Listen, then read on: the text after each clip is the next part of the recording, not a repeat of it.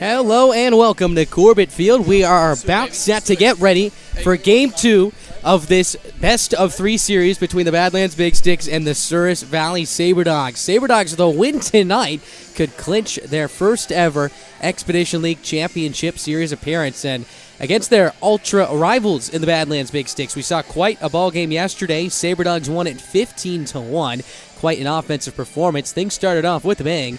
Justin Cooper leading off the ball game, blasting a 3-1 pitch over the left field wall over back in Dickinson for his third homer of the year. He would homer twice, went 3 for 5 in total with 3 RBIs. Let's take a look at the rest of that game. Sabre Dogs offense was aplenty. Every starter in the lineup picked up a hit. In fact, 7 of the 9 starters picked up multi-hit games. Steve Moretto 2 for 5, 3 RBIs as well. Jordan Williams 3 for 6, including a 2-run shot to straightaway center field.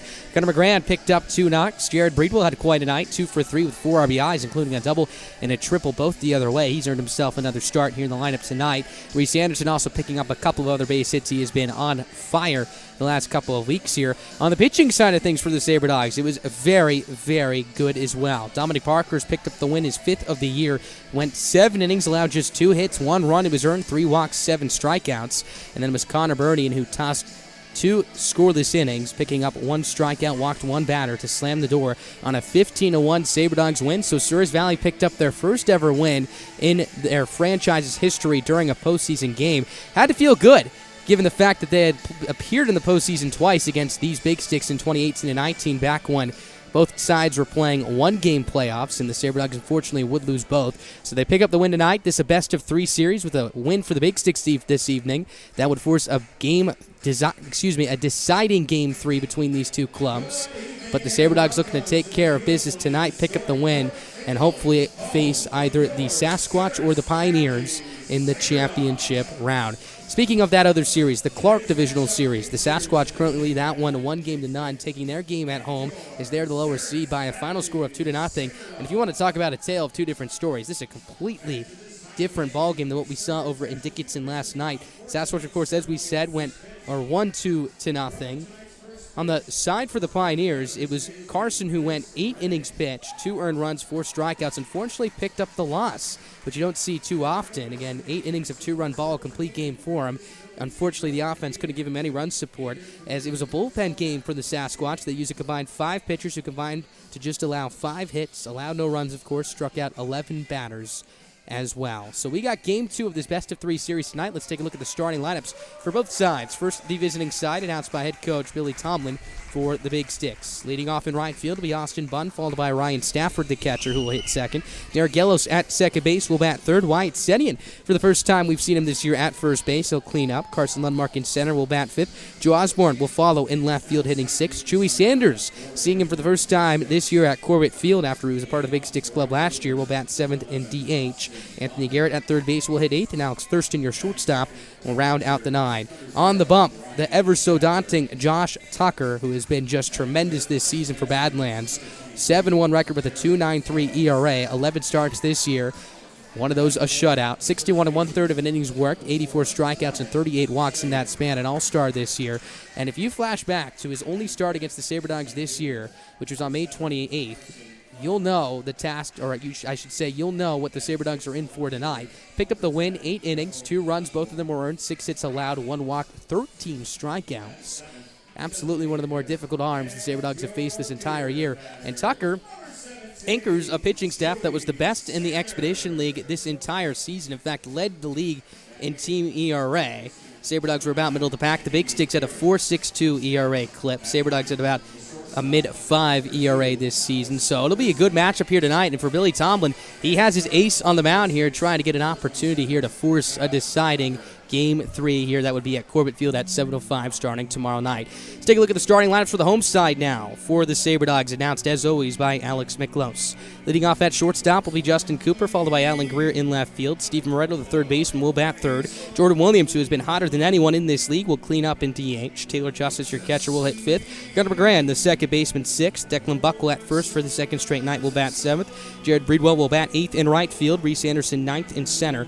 And Chase Minor will be on the mound tonight for the Sabre Dogs after tossing 3 scoreless innings back earlier this week against the Horseheads, where he allowed just 2 hits, no walks, 4 strikeouts. That was a bullpen game for the Sabre Dogs. The thought is it will be similar here tonight.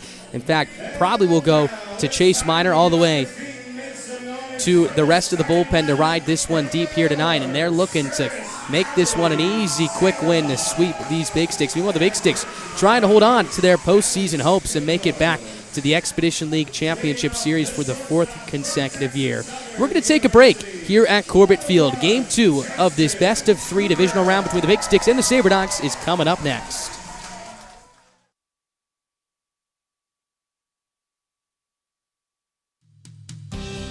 This is Caden Schwabe, an outfielder for the Souris Valley Sabre Dogs, reminding you that your favorite ball club is on all social media platforms, including Instagram, Twitter, and Facebook. Make sure to follow for our starting lineups, score updates, and all of the exclusive Sabre Dogs content you'll need for the summer. Follow us at SV Sabre Dogs and use the hashtag SCODogs.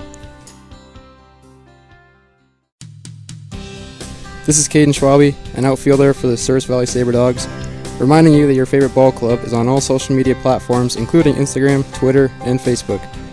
Make sure to follow for our starting lineups, score updates, and all of the exclusive Sabre Dogs content you'll need for the summer.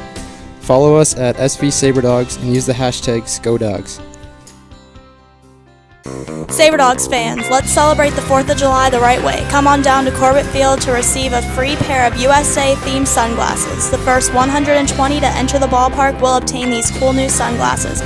Watch the Sabre Dogs take on the Fremont Moo at 5:35. Let's celebrate the 4th of July with your Souris Valley Sabre Dogs. Don't forget to come rock in your red, white, and blue.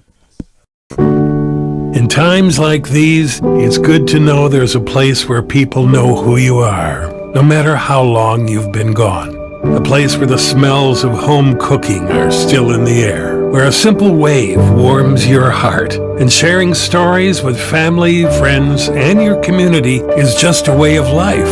Yes, in times like these, it's good to be home. Farmers Union Insurance, protecting what's important in life. Hey Sabre Dog fans, the fun is continuing down at Corbett Field. Make your way to the field to watch the Dogs play the Pier Trappers Tuesday, June 29th at 7:05. Participate in Dollar Dog Night. We know you cannot beat this deal with Dollar Dogs and watching your favorite ball club. This is Caden Schwabe, an outfielder for the Souris Valley Sabre Dogs, reminding you that your favorite ball club is on all social media platforms, including Instagram, Twitter, and Facebook. Make sure to follow for our starting lineups, score updates, and all of the exclusive Sabre Dogs content you'll need for the summer. Follow us at SV Sabre Dogs and use the hashtag SCODogs. Sabre Dogs fans, let's celebrate the 4th of July the right way. Come on down to Corbett Field to receive a free pair of USA-themed sunglasses. The first 120 to enter the ballpark will obtain these cool new sunglasses. Watch the Sabre Dogs take on the Fremont Moo at 5:35. Let's celebrate the 4th of July with your Souris Valley Sabre Dogs. Don't forget to come rock in your red, white, and blue. In times like these, it's good to know there's a place where people know who you are, no matter how long you've been gone. A place where the smells of home cooking are still in the air, where a simple wave warms your heart, and sharing stories with family, friends, and your community is just a way of life. Yes, in times like these, it's good to be home. Farmers Union Insurance, protecting what's important in life. Hey Sabre Dog fans. This is Caden Schwabe, an outfielder for the Souris Valley Sabre Dogs, reminding you that your favorite ball club is on all social media platforms, including Instagram, Twitter, and Facebook. Make sure to follow for our starting lineups, score updates, and all of the exclusive Sabre Dogs content you'll need for the summer. Follow us at SV Sabre Dogs and use the hashtag SCODogs. Sabre Dogs fans, let's celebrate the 4th of July the right way. Come on down to Corbett Field to receive a free pair of USA-themed sunglasses. The first 120 to enter the ballpark will obtain these cool new sunglasses. Watch the Sabre Dogs.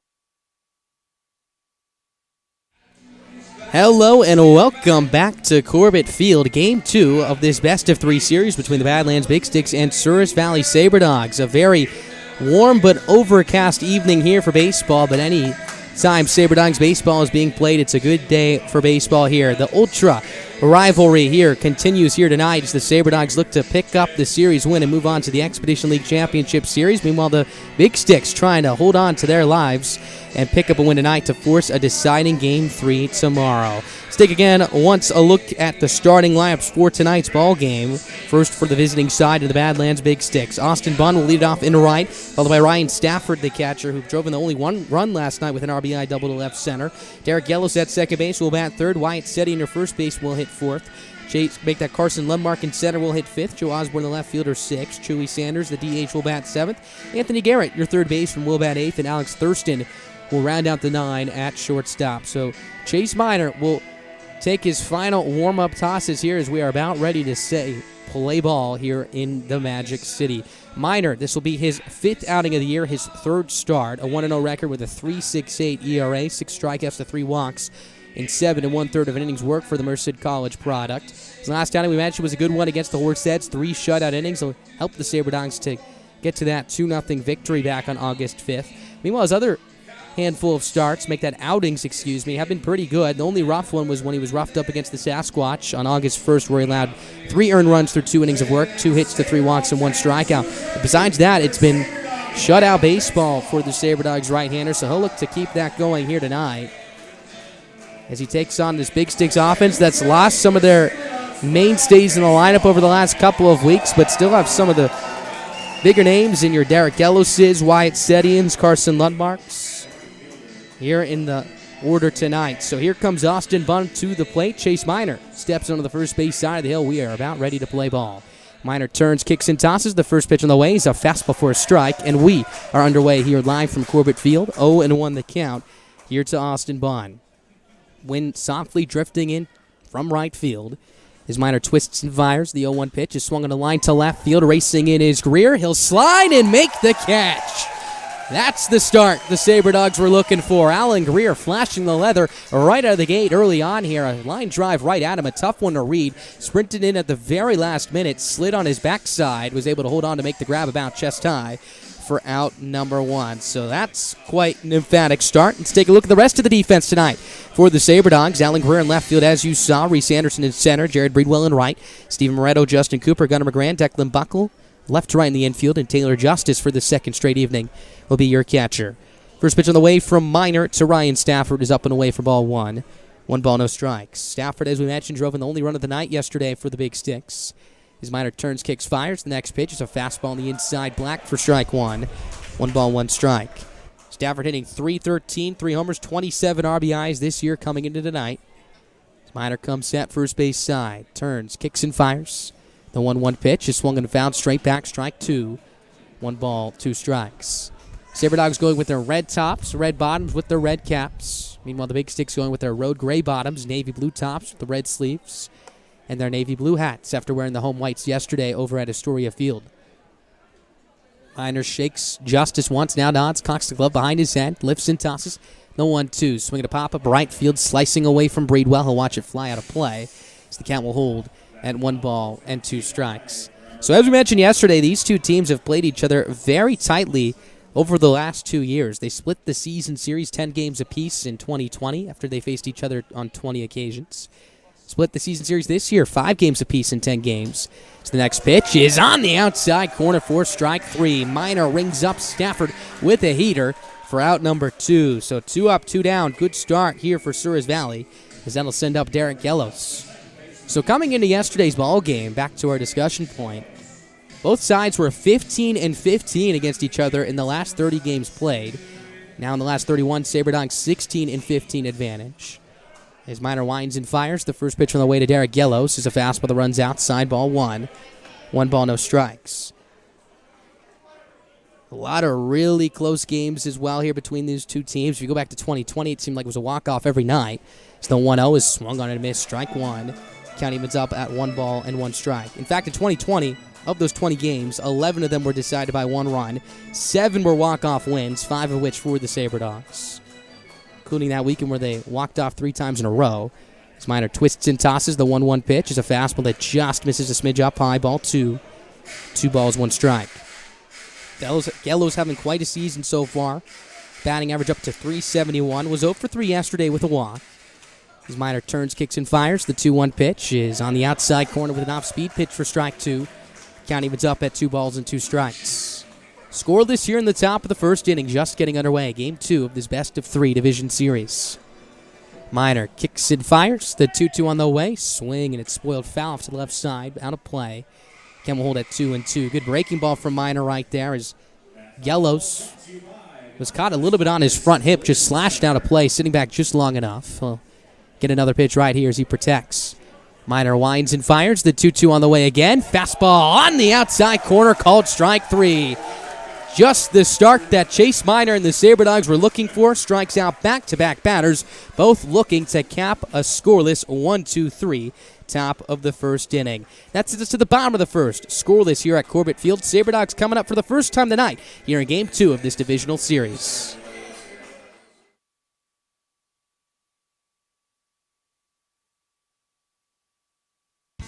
This is Ethan Moore for the Souris Valley Sabre Dogs, reminding you that your favorite ball club is on all social media platforms, including Instagram, Twitter, and Facebook. Make sure to follow for starting lineup, score updates, and all our exclusive Sabre Dogs content you'll need this summer. Follow us at SV Sabre Dogs and use the hashtag SCODogs.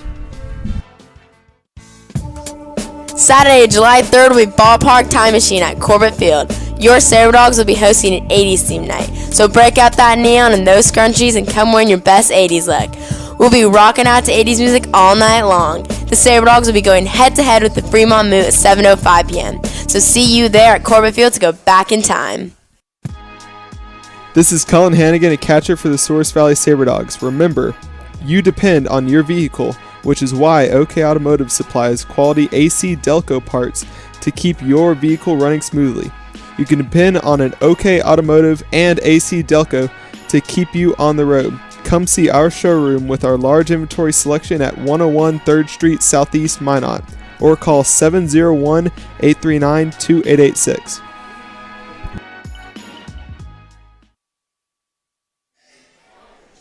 Scoreless as we enter the bottom of the fourth inning. Welcome back to Corbett Field. Game 2 of this best-of-3 divisional series between Big Sticks and the Sabre Dogs. Thank you so much for tuning in tonight on YouTube Live, Mixler, as well as the Mix 105.7. Let's take a look at the starting lineup tonight. Now for the Sabre Dogs side of things. It'll be Justin Cooper to lead it off after 2 homers yesterday. Went 3 for 5 in total. Alan Greer will follow in left field after his web gem earlier in the top of the first. Stephen Redo, the hot-hitting third baseman, will hit third. Jordan Williams will clean up and DH. Taylor Justice, your catcher, will hit fifth. Gunnar McGran at second base, 6th. Declan Buckle, the first baseman, 7th. Jared Breedwell right behind him in right field. Then Reese Anderson will round out the 9 in center. On the bump tonight for the Big Sticks, tall left-hander Josh Tucker, standing at 6'3", 215 pounds, out of Spokane, Washington. 7-1 record, a 2.93 ERA. Strikeout numbers through the roof, 84 and 61 in 1/3 of an inning's work.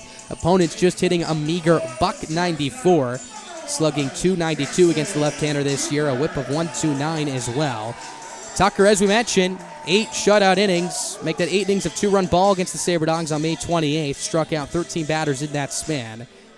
Sabre Dogs looking for a different result here tonight. Here's a hot hitter in Justin Cooper. Then off yesterday's ball game with a home run, you got to imagine you'd love to do the same right here. As Tucker's first pitch is on the way, it's a fastball taken upstairs, ball 1. 1 ball, no strikes. Now I can tell you, yesterday, the Sabre Dogs dugout was mighty loud, a different type of energy, and it's even louder here tonight because everybody's on that front railing right now ready to go. Here's the 1-0 pitch from Tucker on the way. Fastball is a strike on the inside corner. Count evens up at 1-1. Definitely has the feel of a postseason college game during the regular season. You know how badly the Sabre Dogs team wants it. As Tucker comes set, first base side, pauses at the belt. Lifts and fires. The 1-1 pitch on the way is inside. That hits Cooper on the front ankle, so he'll trot over towards first base. So he started the game with a long ball yesterday. He's hit by a pitch to open up things here in the bottom of the first, as that'll send up Alan Greer to the plate. Let's take a look at the starting defense tonight here for the Big Sticks. They'll play behind Tucker. Left to right in the outfield will be Osborne, Lummark, and Bunt. Garrett at third. Thurston and Gallows up the middle. Wyatt Sedian at first base. And Stafford for the second straight night will be your backstop. Greer was 1 for 5 yesterday. Picked up that hit in the first inning. A single to right field would be stranded. As the first pitch is swung and popped up right side, slicing out of play. Strike 1. No balls, 1 strike. In total, hitting 300, 3 homers, 48 RBIs, 32 stolen bases on the year. Picked up one yesterday, in fact. Sabre Dogs now have stolen 200 bases on the year, first in the Expedition League in that category. Justin Cooper at first base with good speed. He has 23 on the campaign. A healthy lead for him over there.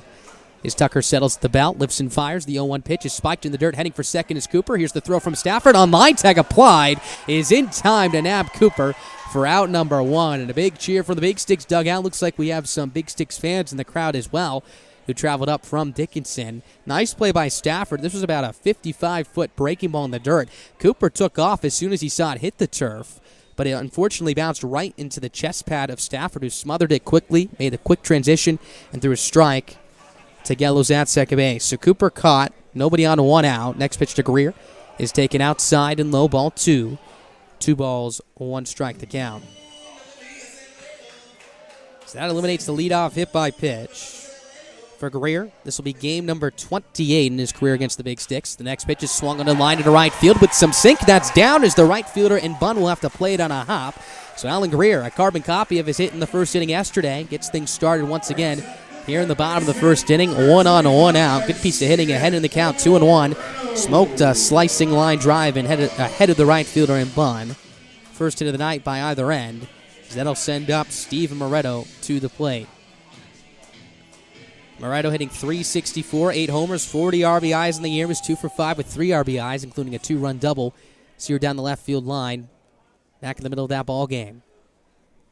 Tucker from the stretch, lifts and fires. The first pitch on the way is down low, picked by the catcher Stafford for ball 1. 1 ball, no strikes. Moretto, we mentioned it on yesterday's broadcast, has just been on an absolute tear. Coming into yesterday's ball game since July 12th, was 32 for his last 78, hitting at a .410 clip in that span. 7 homers, 27 RBIs. Can add the 3 for 5 yesterday's. The next pitch is a changeup, swing and a miss. Moretto out in front, strike 1. 1 ball, 1 strike. Now has 40 RBIs in the year, just behind Alan Greer for the active lead in that category. If you include the entire season, would also be trailing both Bo Brewer and Ethan Moore. As the 1-1 is on its way. Breaking ball taken down low, smothered by Stafford for ball 2. 2 balls, 1 strike. Sabre Dogs scored a 1 run in the first inning yesterday. Really broke things open back towards the back of the first third of that ball game. Winning that one by a final score of 15-1. As Tucker settles on the first base side, lifts and fires. There goes Greer. 2-1 pitches upstairs. Here's Stafford's throw, a little bit wide. Greer slides in safely with stolen base number 33 of the year, as that inserts him in the scoring position here with 1 away. Got a good jump. Not a bad pitch for Stafford to throw on a pitch up and out of the zone. Again, the throw is just a little bit towards the third base side of the second base bag. So the shortstop and Thurston had to reach across his body to try and make that tag. Greer likely safe either way with his speed. So a hitter's count now for Moretto. 3 balls, 1 strike, 1 down. Greer ready to run at second base with plus speed. Tucker from the stretch. Lifts and fires. The 3-1 on the way is a breaking ball inside. Gets away from the catcher Stafford for ball 4. Stomping into third base goes Alan Greer standing up. So first and third now. Here with 1 away as the Sabre Dogs have something brewing for a hot swinger in Jordan Williams. Again, a breaking ball down and in. That was ball 4. The catcher and Stafford slid to his left trying to block it. Fortunately rolled up his wrist and behind him to the backstop. So now a fly ball does the job to get the Sabre Dogs on the board here. Jordan Williams coming to the plate. 3 for 6 in game 1. A homer and 2 RBIs. A rocket out to center field. Now it is fairly shallow over at Astoria Field to center. 375 feet compared, of course, here to Corbett, 410. But that thing cleared the fence very convincingly. As the first pitch from Tucker is on its way. Weak swing and a miss. 3/4 hack from Williams for strike 1.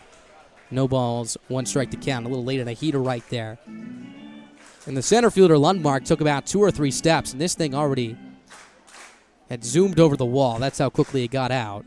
As Tucker lifts and fires the 0-1 pitch, swinging a soft chopper left side over the mound. Thurston charges, picks it up with his bare hand. He'll have to put it in his pocket. Everybody's safe as a run comes around the score. That's Alan Greer. Sabre Dogs strike first here in game 2. It's 1-0 here in the bottom of the first inning. A pitch that sawed off Williams in on the hands. Tucker, who's a tall left-hander, got off the mound to his right, reached up, was over his mitt. The shortstop and Thurston picked it up with his bare hand, but Williams runs incredibly well, was able to beat it out. Moretto, meanwhile, moves to second. An RBI for Williams, his third of the postseason, number 37 on the year. 1-0 Souris Valley, and they're not done yet. First and second, one down, as that brings up Taylor Justice, the catcher, to the plate. Tucker lifts and fires. Justice shows bunt, pulls back, takes a strike right over the middle of the plate. 0-1 the count. So Williams looked a little bit fooled on the first pitch, and again fooled on the second one here as this one got in on the handle. Again, another three-quarters hack. Not picking it up well out of the hand of Tucker, it seems. Well, good things happen when you put it in play, and that was the case right there. 1-0 Souris Valley. Tucker from the stretch. 0-1. Swing and a foul straight back. Big rip from Justice. Strike two. No balls, 2 strikes. Justice picked up a hit in yesterday's ball game, was late. But when he picked up that hit, secured the ever so fun everybody in the starting lineup gets a hit event. In fact, 7 of the 9 picked up multi-hits yesterday. Justice a chance to drive in a run here. Drove in a run with a bases loaded walk back in yesterday's game as well. The 0-2, breaking ball, backs up, misses up and away, ball 1. 1 ball, 2 strikes.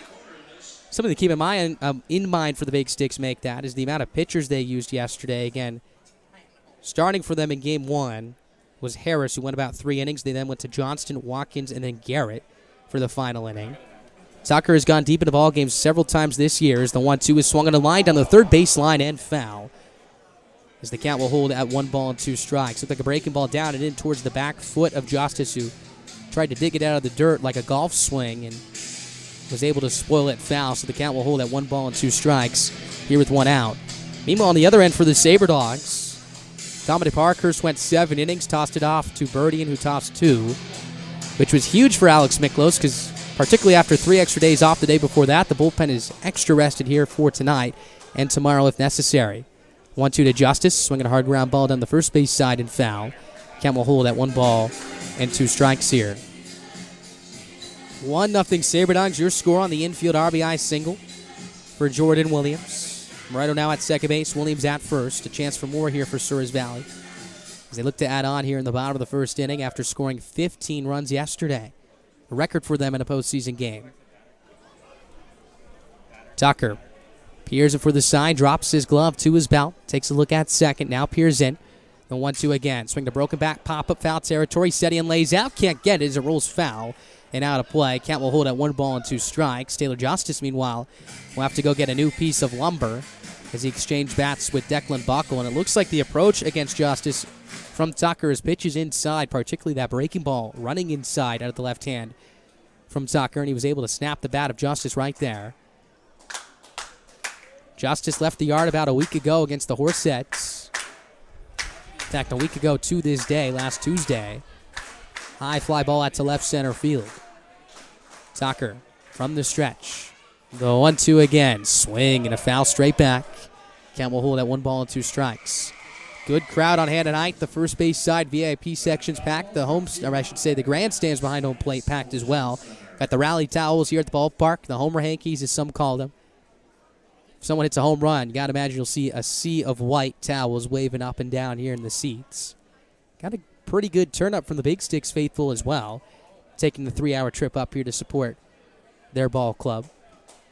Here's the 1-2 from Tucker one more time. Swinging a slicing drive, right field on his horse's bun, ranging towards his left. It will slice out of play as it hops off the track into the home bullpen. Count will hold and 1 ball and 2 strikes. So either way here for Justice, this is a big at-bat.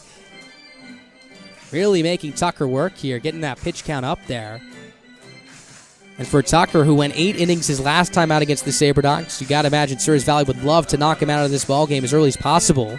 His last start came against the Spuds, went 5 2/3, 2 runs, both of them were earned, 3 hits, 6 walks, 10 strikeouts, which has been pretty uncharacteristic for him in terms of command. He's only walked 38 in 61 plus innings this year. So the 1-2 is swung and looped over the head of the first baseman, Setian into right field for a base hit. Moretto getting the wave. Here's the throw from bunt to the plate on a hop tag. Applied is not in time. Moretto scores, pumps his fist as that doubles the Sabre Dogs lead. It's 2-0 here in the bottom of the first inning. What a tremendous at-bat by Taylor Justice. A soft flare over the head of Setting in right field. Bond's throw was on line, but just a little bit late as it went towards the left-hander's batter's box, which forced the catcher Stafford to reach across his body to apply the tag as Moretto slides in safely. To third on the play goes Williams. First and third, one down still. An RBI for Justice, his 20th of the year, as that'll send up Gunnar McGran to the plate. So 2-0 your score. First and third here with one down. Tucker kicks, fires. First pitch on the way is in the dirt, smothered by Stafford. Ball one. 1 ball, no strikes. Huge at-bat by Taylor Justice right there, putting the cherry on top of what already was a quality AB. So McGran digs at the plate here. Went 2 for 6 yesterday with an RBI. Picked up a double to left center field. Up in the 6th spot for this second straight night here. So the 1-2 is taken just a little bit down, low ball 2. Count evens up at 2 balls and 2 strikes. Here with 1 down. Inning started with the hit by pitch to Justin Cooper on a 2-1 count. He would then be caught stealing. Career single to right, stole second for his 33rd bag of the year. Moretto walked. Williams drove him in with an infield RBI single. So the 2-2 is swung on and smoked down the right field side and foul. Make that strike 1, 2 balls, 1 strike. And then Declan Buckle is on deck here. Jared Breedwell will follow. As McGran digs back into the box. Tucker takes his cap off, readjusts it. Trying to slow things down here as he's gotten into some trouble. Sabre Dogs only scored 2 runs against him back in his last start. Already 2 runs here against him through a third of an inning. Here's the 2-1 pitch on the way. Swing and a pop, foul ground. Catcher and Stafford will throw off his mask. Says he's got it. He'll make the catch with one hand for out number 2. A snap throw to first base as Justice made an attempt towards second. Stafford keeping his head up. Made sure Justice didn't get too far off. So McGran retired. He's now 2 for 7 in this series. 2 down. That'll bring up Declan Buckle to the plate.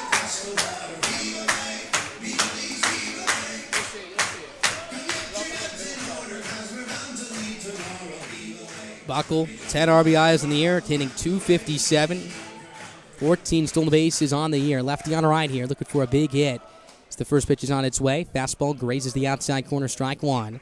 0-1. Buckle was 2 for 5 yesterday with a double. That was a big extra base hit. Opened up the second inning. Seared it over the head of the leaping shortstop in Thurston.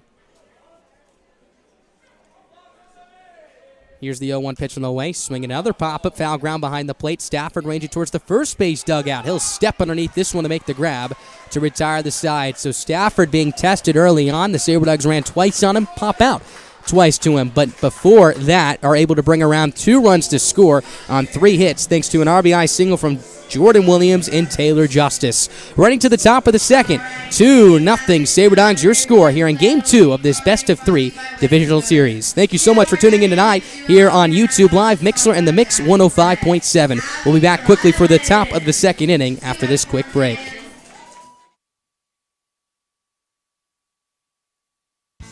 This is Ethan Moore for the Souris Valley Sabre Dogs, reminding you that your favorite ball club is on all social media platforms, including Instagram, Twitter, and Facebook. Make sure to follow for starting lineups, score updates, and all our exclusive Sabre Dogs content you'll need this summer. Follow us at SV Sabre Dogs and use the hashtag SCODogs. This is Ethan Moore. Saturday, July 3rd will be Ballpark Time Machine at Corbett Field. Your Sabre Dogs will be hosting an 80s theme night, so break out that neon and those scrunchies and come wearing your best 80s look. We'll be rocking out to 80s music all night long. The Sabre Dogs will be going head-to-head with the Fremont Moot at 7:05 p.m., so see you there at Corbett Field to go back in time. This is Cullen Hannigan, a catcher for the Souris Valley Sabre Dogs. Remember, you depend on your vehicle, which is why OK Automotive supplies quality AC Delco parts to keep your vehicle running smoothly. You can depend on an OK Automotive and AC Delco to keep you on the road. Come see our showroom with our large inventory selection at 101 3rd Street Southeast, Minot, or call 701-839-2886. Sabre Dog fans, be sure to stop down to OK Automotive in Minot to register for your chance to win a 10K golf cart giveaway. If a Sabre Dogs player hits a ball through the home run target beyond the left field fence. Top of the second inning here live on YouTube Live. Mixler and the Mix 105.7. Here's Wyatt Setting to lead it off. First pitch is swung and a chop towards the third base side and foul for strike 1. 0-1. 2-0. Sabre Dogs, your score here in the top of the second inning as they pushed around 2 runs to score against the left-hander in Tucker. Chase Miner out for his second inning of work. He winds and fires. The 0-1 pitch in the way. Swing and a miss on a sweeping breaking ball for strike 2. No balls, 2 strikes to count. Sadian 0 for 4 yesterday, hitting .206, 6 homers, 29 RBIs. His Miner steps back, lifts and fires. The 0-2 is a fastball outside, ball 1. 1 ball, 2 strikes. Sadian, a long time big stick. Played for the 2018 ball club, the 2018, 2020, and now 21 ball clubs. As the 1-2 is swung and capped softly to short. Cooper charges, picks it up with 2 hands, throws across to first base, and is in time to retire Sadian for out number 1. So 4 up, 4 down here for Miner. Nice play by Cooper, very poised as he charged aggressively with 2 hands and made a good throw to first base. Here comes Carson Lundmark to the plate. Lundmark hitting .320, 4 homers, 32 RBIs, was arguably the best bat in this lineup for the first half of the year. Playing through a UCL injury in his thumb. Tough kid as he digs in the left-hander's batter's box. Went 0 for 4 yesterday. His Miner twists and tosses. The first pitch is a breaking ball outside, ball 1. 1 ball, no strikes. Stepping in with the high socks tonight. Used to seeing him wearing them just a smidge over his ankles height. As the 1-0 is on its way. Bites the outside corner, strike 1. 1 ball, 1 strike. And you could feel the energy here in the ballpark. Pretty big crowd on hand tonight. Extra loud, a lot of cheering, a lot of clapping, trying to generate as much buzz as possible. It's the 1-1 pitch is a weak swing and a miss, 3/4 hack again, this time from Lundmark. Strike 2, 1 ball, 2 strikes, here with 1 down. So Miner from the first base side holds the glove in front of his face here as he comes set. Here's his 1-2 delivery on the way. Swinging a line drive, left field side, slicing out of play. Count will hold at 1-2. It's going to be Joe Osborne on deck, the 6th spot here as Miner looks to face the minimum here one more time. Very quick first inning where he struck out back-to-back batters to end the frame. Here's the 1-2 delivery on the way. Breaking ball, misses down away, ball 2. 2 balls, 2 strikes. Wind starting to pick up just a little bit, blowing in from right field. Again, a very calm night, just about 79 degrees or so at first pitch. So the 2-2 is swung and fouled straight back. Count will hold even at 2 balls and 2 strikes. Overcast skies. There were some drizzles of rain early on before first pitch, but it looks like it's cleared up here. Should be able to get the entirety of this ball game through tonight. His Miner winds and fires. Here's the 2-2 again. Fastball runs outside, ball 3. 3 balls, 2 strikes. And again, yesterday in Dickinson, a beautiful night. Again, not too hot after what was a 100-degree day almost here in Minot on Sunday. So the 3-2 is swung and grounded down the first base line, fielded in foul territory by Declan Buckle. So Miner will have to throw at least 1 more pitch as the count holds at 3-2. Yesterday, it was just under 80 degrees at first pitch. The sun was shining bright, a beautiful night for baseball. Sabre Dogs took advantage of it. The wind was blowing out hard towards left that night. So the 3-2 is on its way again. Fastball just misses outside, ball 4, appeal to first base, says that Lundmark does not go around. So that was the first base runner tonight for the Big Sticks as Lundmark draws the walk on a very lengthy plate appearance. 1 on and 1 down as that brings up Joe Osborne to the plate here. Osborne, 11 home runs on the season. In fact, out of all the starting 9, or of the starting 9 this evening, he has the most home runs in this lineup. Again, the Big Sticks second in the league in round trippers this year, just behind the Fremont Moo. His Miner from the stretch for the first time tonight delivers the first pitch. Breaking ball in the dirt. Down low, blocked by Justice, ball 1. 1 ball, no strikes to count. The other game going on tonight will be the Sasquatch and Pioneers, now in western Nebraska. That one not underway yet. Sasquatch took game 1 yesterday by a final score of 2-0. After seeing a 15-1 Sabre Dogs win yesterday, saw more pitching in South Dakota as the 1-1 is swung and looped on a hop up the middle. McGrann fields it on a hop, will throw across his body to first base in time to retire Osborne for out number 2. To second on the play goes Lundmark. A nice play by McGrann. A ball that was off the fists of Osborne. Looped over the mound. McGrann fielded it on the long hop, picked it up about head high, and then threw across his body on the run to first base. A strike to Buckle for out number 2. So a 4-3 put out. Here's Chewy Sanders to the plate here, with Lundmark in scoring position, representing what will be the first run of the night for the Big Sticks. Righty on right, Miner's first pitch is taken for a strike at the knees. 0-1. Sanders is just playing a handful of games this year, hitting .417 in that span. A familiar face. We saw him last year for the Big Sticks. A little bit of a different look. Had the long hair flowing out of the back of his helmet last season. He's cut it here for the postseason, at least this year. As the 0-1 pitch is on its way. Swinging a high pop-up first base side. Slicing out of play. Strike 2. No balls, 2 strikes to count here with 2 down. Of course, for the Sabre Dogs fans, the moment they remember the most is that Josh Solomon walk-off single where Souris Valley was down by 3 late, and Sanders bobbled the ball in center field, which allowed Solomon to score all the way from first base and win it. That was the 3rd straight walk-off win of that weekend. So the 0-2 is cut on and missed for strike 3. Minor fired up as he races off the mound. Strikeout number 4 on the night. Back-to-back scoreless innings as that sends us to the bottom of the second. 2-0 Sabre Dogs, your score. We'll be right back after this quick break.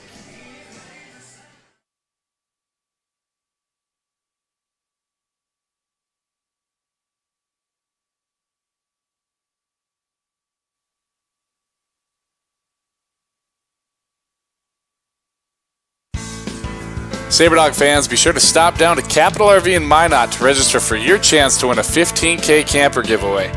If a Sabre Dogs player hits a ball through the home run target beyond the left field fence, one lucky fan will drive home with a brand new camper courtesy of Capital RV. Register in store today.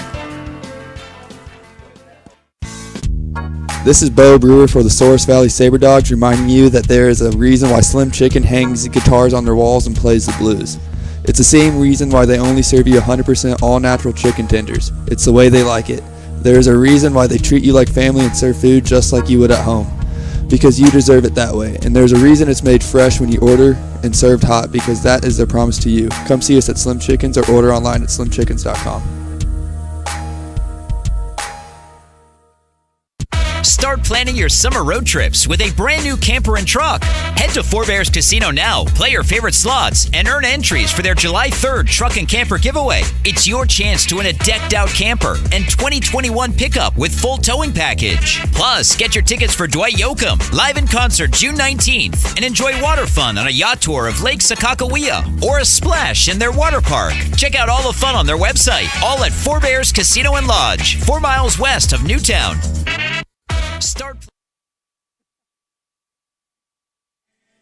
Bottom half of the second inning. Welcome back. Tuning in here live wherever you may be. Thank you so much for listening tonight on YouTube Live, Mixler, and the Mix 105.7. Bottom of the second inning, 2-0 Sabre Dogs. Your score 8-9-1. Due up here against Josh Tucker, who allowed 2 runs to score in that bottom of the first inning on RBI singles from Jordan Williams and Taylor Justice. Tucker takes the mound, lifts and fires. His first pitch on the way is a fastball right over the heart of the plate, about tie. Strike 1, 0-1. For Jared Breedwell yesterday was very well the best we've seen him this year. 2 for 3, 4 RBIs, a triple and a double, both the other way to right center field. As Tucker tosses the 0-1, swinging a high pop-up shallow left field. Thurston trickling back onto the outfield turf. He'll step underneath this one to make the catch with one hand for out number 1. So Breedwell retired. That's now 3 in a row retired by Tucker, all of them on pop-outs. That'll send up Reese Anderson to the plate now. But back to Breedwell. Showed some opposite field pop. Almost took one out to the deepest part of the yard over there at Dakota Community Bank and Trust Ballpark to right center field. One hop the wall the other way. That was for a double. Also hit a line drive into the gap in right center field for a 2-run triple. As Tucker kicks and fires, the first pitch on the way to Anderson is a fastball over the heart of the plate for strike 1, 0-1. Anderson picked up 2 hits yesterday, so he's now picked up a hit in 16 of his last 17 games. As he continues to swing it well here in the back end of this year. 0-1 pitch, swinging a line drive slash down the right field side and foul to play. Strike 2, no balls, 2 strikes. There was a point in the year where Anderson was hovering around 240, 245 on his batting average. That's up to 315 now. The on-base has gotten quite a boost as well as he continues to chip away here at the bottom of this order. Lethal right in front of Justin Cooper as the next pitch is inside, ball 1. 1 ball, 2 strikes. Anderson in that span, we talked about 15 hits in his last, or I should say 15 games, which he's picked up a hit in his last 16 appearances. He's been hitting .424. Next pitch on the way. Cut on and missed for strike 3. Tucker picks up strikeout number 1 of the night, courtesy of Reese Anderson, a fastball up and out of the zone. 2 up, 2 down for Tucker, as it looks like he's starting to get into a groove here. 4 in a row retired now, as that'll send up Justin Cooper to the plate. Speaking of hot hitters, Cooper now riding a 20-game hitting streak. Again, if it weren't for Bo Brewer's 31-game hitting streak, Cooper would have broken the Expedition League single-season record already, which sat at 15 coming into this year. First pitch to Cooper is a push bunt down the first base line. A beauty. Will it stay fair? Sedian will let it roll foul. Just an inch or two in front of the first base bag. Doesn't get much better than that from Justin Cooper. Again, usually on a push bunt, a lot of guys try to push it past the pitcher towards the second base side or the right side of the infield. Cooper this time pushed one down the first base line, and like a magnet, this ball was hugging that line. Fortunately, a little bit too much side spin as it rolled foul just an inch or two in front of that first base pillow. Smart move by Sedian to let it go foul, as by the time he would have picked it up, Cooper had already passed him and was on first base. So that'll be strike one. No balls, one strike. Cooper was hit by a pitch in the first inning, tried to take second on the dirt ball. Was thrown out by Stafford, who made a perfect throw to Gellis at second base. Tucker from the stretch again. Lifts and fires. The 0-1. Breaking ball. Bites the inside corner. Strike two. Cooper nods his head in agreement. No balls, two strikes. So for Tucker, after facing 7 batters in the first inning, a 1-2-3 inning here would be huge for him in terms of both pitch count and confidence. As he fires the 0-2 on the way in the dirt, blocked by the catcher Stafford, ranging towards his right. Ball one. 1 ball, 2 strikes the count. Alan Greer on deck. Tucker digs his left foot into the first base side of the rubber, tucks that glove into his front shoulder, now brings it down to his belt as he comes set. 1-2 on the way, is swung and flown to the air, shallow right field, Bond ranging in. He'll waltz underneath this one to make the grab just over his head for out number 3. Fantastic inning of work for Josh Tucker as he sets down the Sabre Dogs 1-2-3 here in the bottom of the second inning. We're heading to the top of the third, cruising through this one. You're listening to Game 2 of this best-of-3 series here in the Divisional Series for the Lewis Division. Sabre Dogs, the Big Sticks, the big rivalry continues next after this quick break. Start planning your summer road trips with a brand new camper and truck. Head to Four Bears Casino now, play your favorite slots, and earn entries for their July 3rd truck and camper giveaway. It's your chance to win a decked out camper and 2021 pickup with full towing package. Plus, get your tickets for Dwight Yoakam live in concert June 19th and enjoy water fun on a yacht tour of Lake Sakakawea or a splash in their water park. Check out all the fun on their website, all at Four Bears Casino and Lodge, 4 miles west of Newtown. Life is all about moments, big moments, small moments, and those moments you just can't put into words. It's how we at First International Bank and Trust live first and have been for more than 110 years. One customer, one family, one moment at a time. First International Bank and Trust. Live first. Member FDIC, Equal Housing Lender. SaberDog fans, be sure to stop by Corbett Field on Friday, July 2nd to see the boys in their Friday Night Whites as they take on the reigning Expedition League champion Fremont Moo. Souris River Brewing Company will be giving away a free... First of the third inning, welcome back to the Magic City. 2-0 Sabre Dogs, your score here as Chase Miner comes out for his third inning of work, and this Chase Miner is one that the Sabre Dogs coaching staff has to be loving. His last 5 innings now, he struck out 8 batters, combined his last 2 starts. First pitch on the way to Anthony Garrett is a fastball over the heart of the plate for strike 1. No balls, 1 strike to count. A lot of energy on the field tonight from plenty of players here wearing Souris Valley uniforms as the 0-1 is on its way. Breaking ball taken down, away ball 1. 1 ball, 1 strike. We saw Miner cap his inning in the second with a strikeout swinging. A little 360 spin, pounded his chest, screamed towards his first base dugout. Still 1-1 pitch is on its way. Swinging a soft ground ball to short. Cooper charges, picks it up with 2 hands, throws across the first base. A little bit high tag applied by Buckle is in time to retire Garrett for out number 1. 6-3 put out. Cooper had a lot of time here. Throw got away from him just a little bit high and wide towards the home plate side of the first base bag. Buckle, with good awareness, jumped up, made the catch, applied the tag, and 1 motion on Garrett for out number 1. The other instance of some high emotion, high energy baseball was Steven Moretto. It's the pitch on the way to Thurston is swung and flown off to the right side and out of play. Strike 1. No balls, 1 strike. After that marathon of an at-bat for Taylor Justice, which finished with a RBI single to right field, Moretto slid in safely just in front of the tag of Stafford. The 0-1 is on its way. Fastball grazes across the knees, middle third of the plate, strike 2. No balls, 2 strikes. He was fired up as he headed back to the first base dugout, also pounded his chest. As the 0-2 is on its way. Check swing into the dirt, blocked by Justice. Will there be an appeal? There will be. He did not go around. So that'll be ball 1. 1 ball, 2 strikes. Was clenching his fists, talking about Moretto. Fired up, then pounded his fist towards the first base dugout as well. As the 1-2 is on its way from Minor. Swinging a ground ball down the third base side and foul. Count will hold at 1 ball, 2 strikes. And we even saw it a lot yesterday. Again, it seems like the Sabre Dogs players are really feeding off of this home crowd tonight. But if you even go back to yesterday, which was a very big Sticks crowd, as Minor twists and tosses the 1-2 on the way. Swinging a hard line drive down the left field line. This will stay fair and roll down the left field line towards the corner. Thurston taps first. He's heading for 2. He'll get in there standing up. So there's the second hit of the night for the Big Sticks. Make that their second base runner. As Thurston picks up a double, puts him in scoring position at second base here with 1 out. Good piece of hitting, a hard line drive with 2 strikes down the left field line that just stayed fair inside that left field line. And with the hot turf here at Corbett Field, quickly rolled out there towards the wall. So that'll bring up Austin Bunn to the plate here with 1 out and 1 on. Bunn a chance to drive in a run and give the Big Sticks their first lead of the night. He also represents the tying run here. Minor from the stretch. First base side, peers in. His first pitch is a fastball, just a bit upstairs, ball 1. 1 ball, no strikes.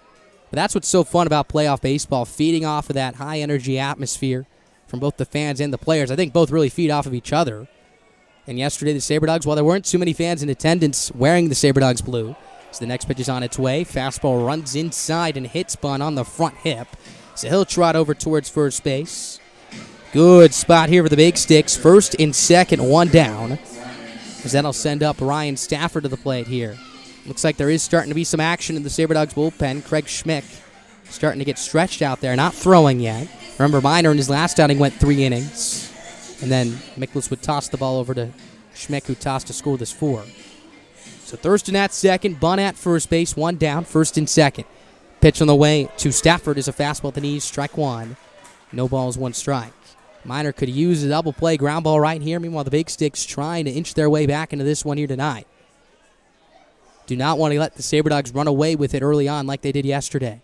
Here's Minor's 0-1 pitch, swinging a line drive, slash down the right field side and foul to play. Strike 2. No balls, 2 strikes, here with 1 down. Stafford struck out looking. His last time up, that came in the first inning. Infield and double play depth, that's the shortstop Cooper and the second baseman McGran pinched up the middle.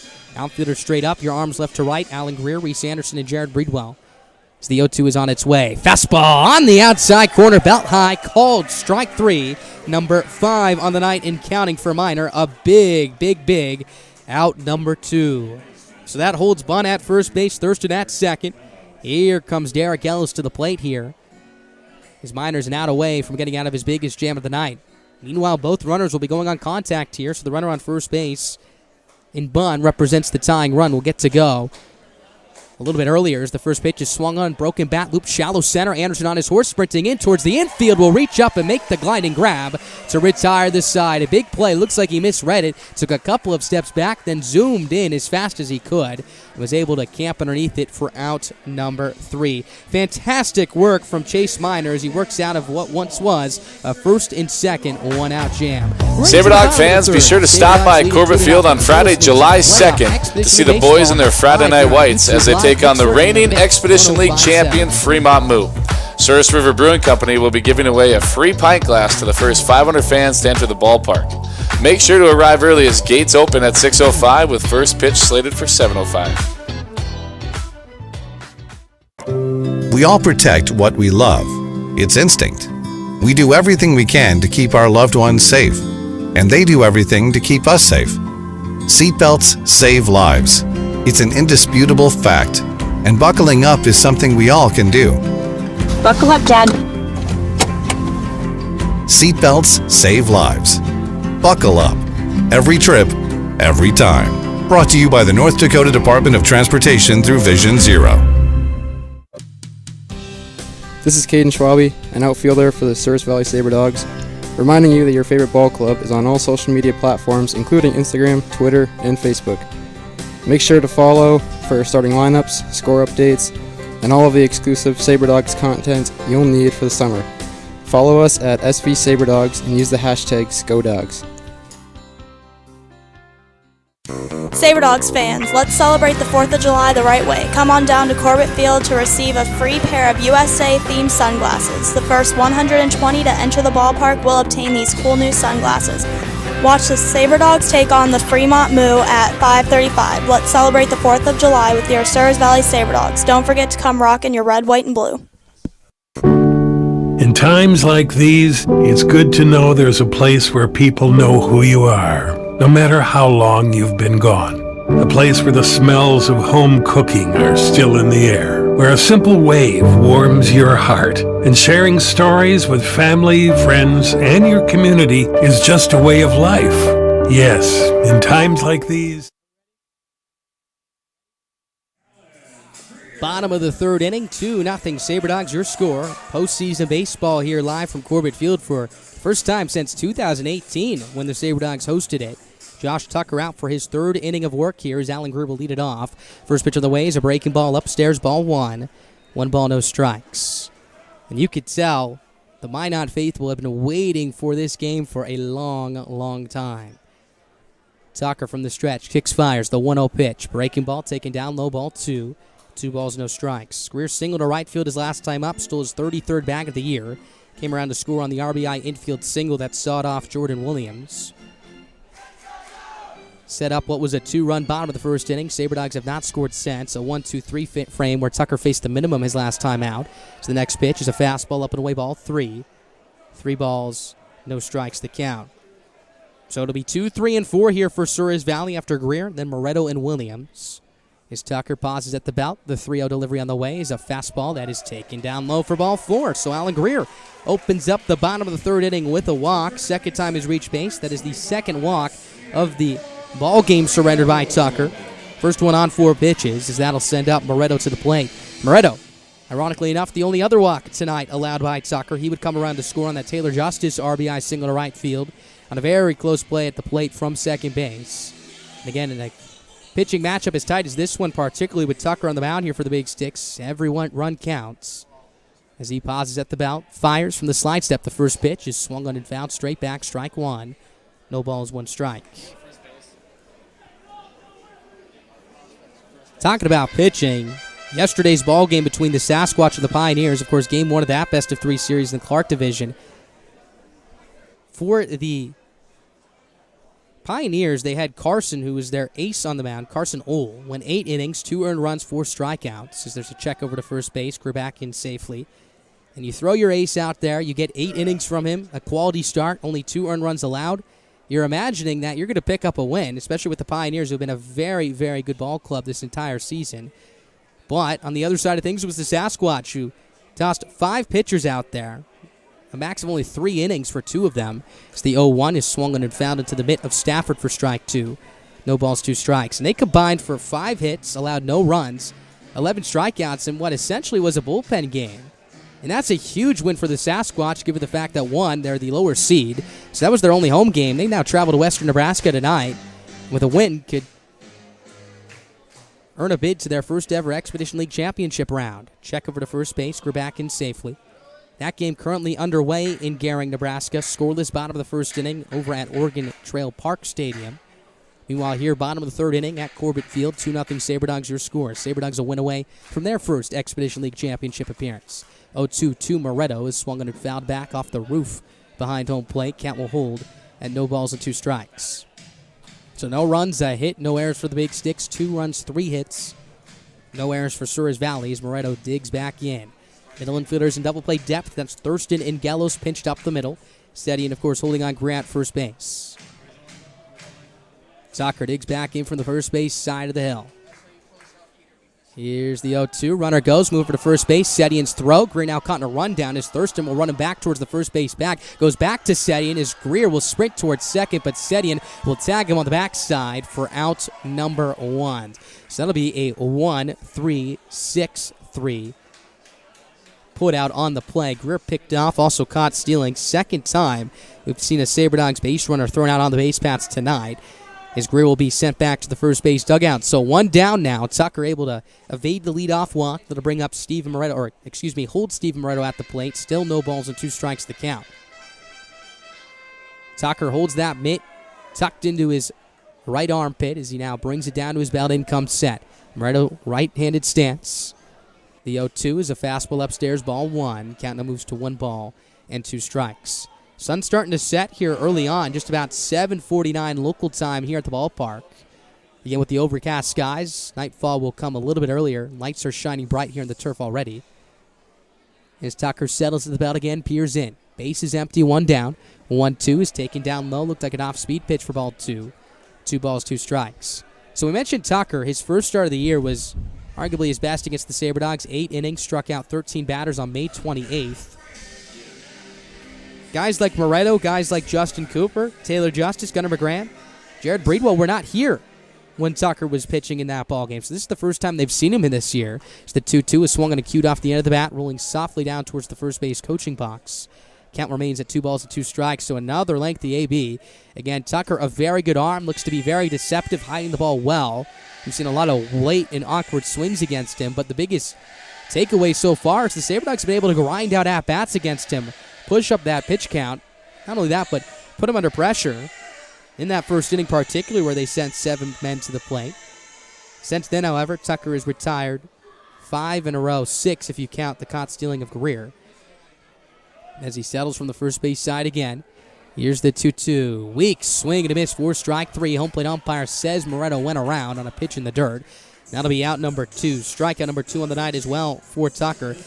It's mighty difficult to fool a bat of the caliber of Steven Moretto, but that's what Tucker did right there. Breaking ball diving down towards the turf. Stafford was able to block it cleanly, and Moretto broke the plane of the plate on that swing. So 2 outs, nobody on. Here's Jordan Williams to the plate, 1 for 1 with an RBI infield single. He's now driven in 3 runs in this series thus far. Tucker from the stretch, kicks and fires. The first pitch on the way is a fastball inside, ball 1. 1 ball, no strikes. Looks like it's starting to drizzle just a little bit here at the ballpark. Some umbrellas out towards the first base side VIP sections. So the 1-0 pitch is on its way. Fastball misses upstairs, ball 2. 2 balls, no strikes. But Garner doesn't get too heavy here tonight. This game should be played in its entirety. We've only seen a couple of times this year where a game has been postponed, and both of them have been against the Sabre Dogs. Make that against the Big Sticks from the Sabre Dogs' point of view. So the next pitch is swung on a miss, strike 1, 2-1. One of them a 6-inning game, the other a 5-inning game. The Big Sticks won both of those, 3-1. The first one over in Dickinson, the other a 1-0 Big Sticks win here at Corbett just about a month ago today. 2 balls, 1 strike, 2 down. Tucker from the stretch. Long hold from the slide step, the 2-1. Fastball misses outside, ball 3. 3 balls, 1 strike. So Williams now 4 for his last 6, 3 RBIs. Average has clicked up all the way to 353. Talked about it yesterday that OPS has climbed just about 150 points as well after what was just a tremendous week where he went 11 for 20 ranging from Sunday to Thursday. He's now 4 for his last 27 as well as the next pitch is taken upstairs for ball 4. So there's the third walk of the night allowed by Tucker. Allows Williams to reach here with 2 down. Nice at-bat by Williams, spitting on a couple fastballs up in the strike zone. Very close pitches, was able to hold. And again with a high-spin fastball from Tucker, hard to lay off that one as that's a lot of ride through the strike zone. So they'll bring up Taylor Justice to the plate. He's 1 for 1 tonight with that big RBI single to right field. He now has 20 RBIs in the year, 2 in the series. As Tucker comes set in the middle of the rubber now, stares at Williams at first. He delivers the first pitch. On the inside corner, strike 1. No balls, 1 strike. No action in either pen. The wind has calmed down just a little bit. That flag in straightaway center field, drifting softly in from right field. Williams, both hands on his knees, takes his lead from first base. Gunnar McGran looming on deck. Tucker from the stretch, pauses. Here's his 0-1 pitch in the way. Taken down low with the heater, ball 1. Count evens up at 1 ball and 1 strike. For the Big Sticks, in what will be the top of the 4th inning, they'll send up 4, 5, and 6. Wyatt Seddy and Carson Lummark, and then Joe Osborne. Were threatening in the top of the 3rd inning after the double from Thurston, but he was stranded after Stafford struck out and Gellos flew out. Check over to first base. Williams back in safely. That move was able to fool Greer earlier on in the inning, who was trying to steal second base, was going on first move, but unfortunately for him, Tucker made that move over to first base, and he was eliminated in a rundown between Sedian and Thurston, the first baseman and shortstop, respectively. So Justice digs back into the right-hander's batter's box. 2-0 Sabre Dogs, your score, bottom of the third inning. Tucker from the stretch. Here's the 1-1 pitch. Swing and a foul straight back off the pole behind home plate that holds up the ceiling of the grandstands here. Strike 2. 1 ball, 2 strikes. Game 3 of this best-of-3 series will be tomorrow if necessary. That will only happen if the Big Sticks find a way to come back and win tonight. If the Sabre Dogs win this ball game and hold on to this lead, they will earn their ticket to their first ever EL championship ball game. And you got to imagine, already with a 2-0 lead, dugout's starting to get just a little bit antsy here. No, they need to add on. The 0-2 on the way is inside and low, ball 1. 1 ball, 2 strikes. This still, make that 2 balls and 2 strikes, excuse me. This still a very close ball game. Plenty of time for the Big Sticks here with 6 innings left for them offensively. Just about 18 outs to work with for them to bring around at least 2 runs at this point. And again, with the way Tucker has been pitching the last couple of innings, if he can give them 5 or 6 and hold the Sabre Dogs here to just 2, they should be in good shape still. He settles from the first base side. Williams takes his lead from first base. Another move over there. Williams back in safely with a headlong dive. Tucker, not his A move right there as he just softly lobbed it over there in that direction, just trying to keep Williams humble over there. Williams has good speed, 7 stolen bases on the year, so he will run as Justice digs back into the box. In fact, not a bad count to run on right here. 2 balls, 2 strikes, 2 outs, bottom of the third inning. Tucker from the stretch. Here's the 2-2 on the way. Fastball just misses a smidge inside, ball 3. 3 balls, 2 strikes. Real close spot right there as Stafford, the catcher, held it there and stuck it for an extra couple of seconds. You can hear some chirping from the third base dugout. Wanted that call right there. So Williams will be going here. 3 balls, 2 strikes, 2 down. Ball into the gap, likely scores him. Tucker settles at the bounce. Stares at Williams at first. Runner goes to 3-2. Swing and a pop up right side, slicing out of play. Count remains at 3 balls and 2 strikes. Nice job by Justice just to sit back long enough on that one. Was a little bit out in front. Looked like maybe an off-speed pitch over the middle of the plate right there, and was able to cue it off the end of the bat and pop it foul to stay alive. Williams has to be a little bit extra cautious with the left-hander, and Tucker on the mound cannot go on first movement, especially with that move that Tucker has showed off in this inning. And another move to first base. Williams back in safely. In fact, you saw Williams wait until Tucker actually delivered the ball, and the ball left his hand. Again, don't want to risk anything right here, especially with Justice at the plate, who's been swinging it well the last couple of weeks here. Infield playing back, outfield straight up. Tucker peers in for the sign. Williams takes his lead. 3 balls, 2 strikes, 2 down. Williams takes off. The 3-2 on the way is swung on a pop foul off to the right side, slicing out of play again as the count holds at 3-2 here. So another lengthy at-bat here from Taylor Justice. Was able to come up on the positive end of it his last time up with an RBI single to right, looking to emulate that right here. Keep things moving for Gunnar McGrand, who's on deck. Tucker stares into the fingers of Stafford. Gets the sign he wants. Fans getting into it here at the ballpark. As there goes the runner. The 3-2 again is swung and popped up behind the plate. Third base side now as it flies out of play. Count will hold at 3 balls and 2 strikes still. So this is huge in terms of Tucker getting out of this ball game if you're looking from the Sabre Dogs perspective. This is a 10-pitch plus at-bat. As he now sits at just about 60 pitches or so, 37 strikes, 26 balls. In fact, hovering more towards 70 now, as we're only sitting here with 2 outs in the bottom of the third inning. He settles again at the belt. Justice, a thorn in his side so far tonight. Runner goes, payoff pitch, swinging a soft line drive over the shortstop Thurston into left field for a base hit. Williams digging for 3. The throw from Osborne is going to be in time to nab Williams at the plate. Alex Miklo's not happy as he spikes his skull cap on the turf as Williams has gone down at third base to retire the side. Heads up play by Osborne in left field, bails out his pitcher in Tucker to retire the side. Again, Williams was going on the pitch, 3 balls, 2 strikes. Justice worked out another fantastic at-bat. Looped a soft single into shallow left field. Now Osborne had this play right in front of him as he threw a strike to the third baseman Garrett to end the inning. So Williams Gun down at third base. That sends us to the middle third of this ball game. Top of the fourth coming up. 2-0 Sabre Dogs, your score, as you're listening live on YouTube Live, Mixler, and The Mix 104. Make it The Mix 105.7.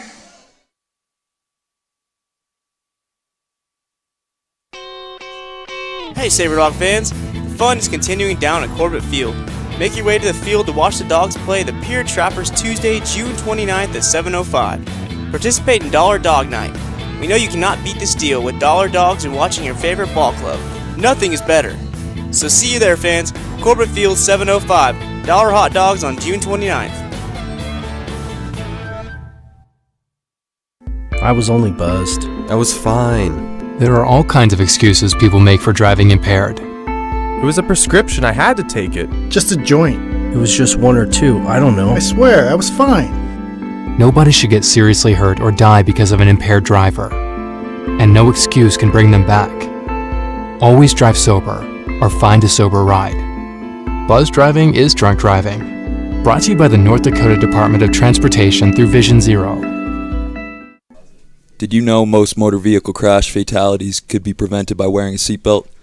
Make sure in your vehicle you're always buckled up. We share the responsibility to reach the goal of Vision Zero. Zero fatalities, zero excuses. An alcohol-related crash will probably happen in North Dakota today, and another will happen tonight. Still, it's pretty common to hear people making light of it like it's no big deal. We can try to... First of the fourth inning, 2-0 your score. Game 2 of this best-of-3 divisional series between the Big Sticks and the Sabre Dogs continues here. Thank you so much for tuning in tonight, wherever you're tuning in from, whether it be Dickinson, Minot, or wherever you may be around the country. So the first pitch from a Minor is a fastball outside to Wyatt Sedian for ball one. 1 ball, no strikes. So I started to touch on it a little bit his last at-bat before we ground it out. His Minor steps back, kicks and fires. The 1-0 is swung on and skied in the air, straight away left field. Greer takes a couple steps in and will make the catch for out number 1. That one in the air for an eternity as Sedian launched that one towards the moon. 1 up, 1 down as they'll bring up Carson Limwark to the plate. But back to Sedian, obviously a fan favorite over there in Dickinson, was a part of the 2018, 2019, and 2018, 2020, and 2021 ball clubs.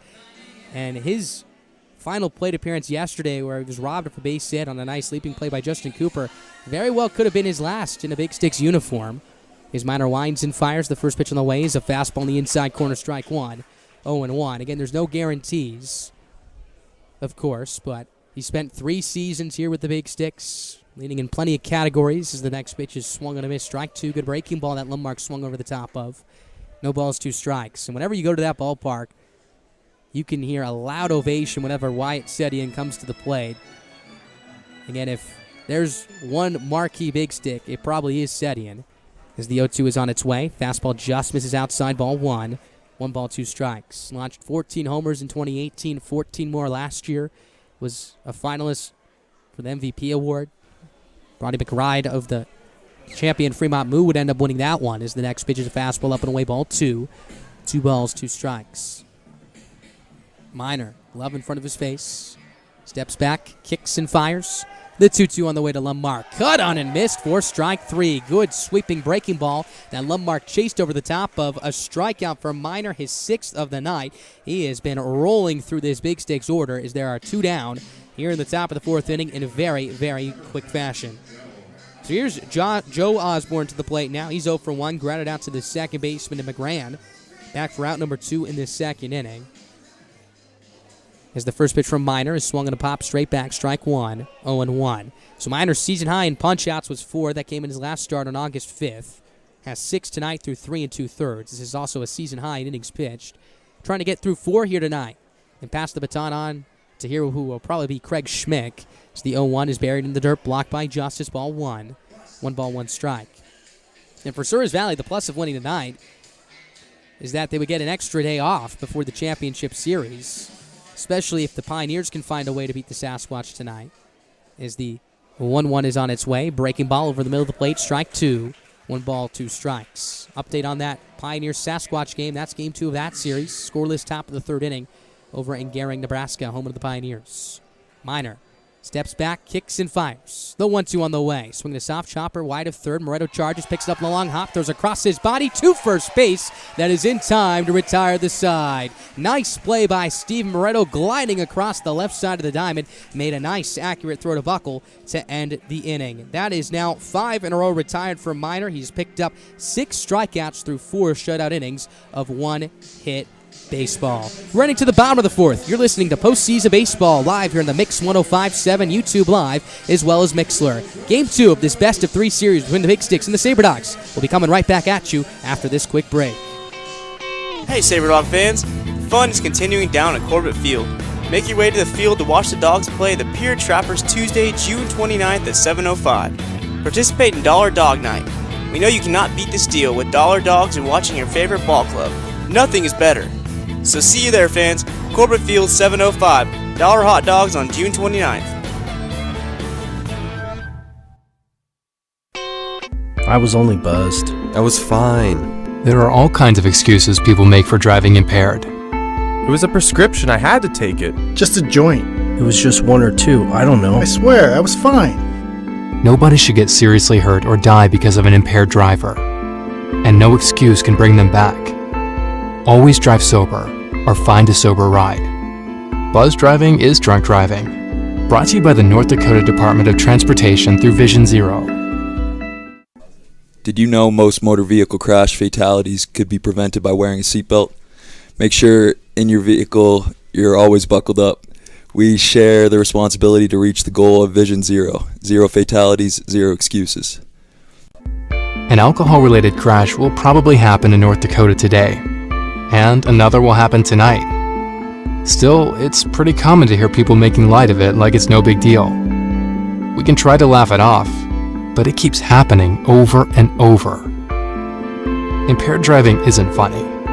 Always drive sober or find a sober ride. Buzz driving is drunk driving. Brought to you by the North Dakota Department of Transportation through Bottom of the 4th inning, 2-0 Souris Valley here live from Corbett Field. Game 2 of this best-of-3 series. Sabre Dogs looking for the sweep. The Big Sticks looking to stay alive and force a deciding Game 3. Here comes Josh Tucker out for inning number 4 of work. Going to be 6, 7, and 8, due up here for Souris Valley. Connor McGran, the left-handed hitting second baseman, will lead it off. First pitch on the way is over the inside corner with a heater for strike 1. No balls, 1 strike. McGran 0 for 1, popped out to the catcher in Stafford in foul territory his last time up. As Tucker peers for the side, settles from the first base side of the rubber. Kicks and tosses. The 0-1 is a breaking ball that drops over the inside corner, strike 2. No balls, 2 strikes the count. So we mentioned it a couple of times on this broadcast. This rivalry here. In the last 31 games, Sabre Dogs have won 16 of the 31, so just over half. As the 0-2 is a breaking ball on the outside corner for strike 3. Good start for Tucker. Good morning, good afternoon, good night. As that sets down McGran for the second time this evening. Strikeout for Tucker, his 3rd of the evening as well, as that sends up Declan Buckle to the plate. Now, talking about those Big Sticks against these Sabre Dogs, every time Souris Valley has made it to the postseason, they've only faced the Big Sticks. In fact, there's not been a team besides Badlands to get to the championship round ever. So history could be made tonight. Now in the postseason against the Big Sticks, the Sabre Dogs are 0-2 as the first pitch from Tucker is a breaking ball up and away for ball 1. 1 ball, no strikes.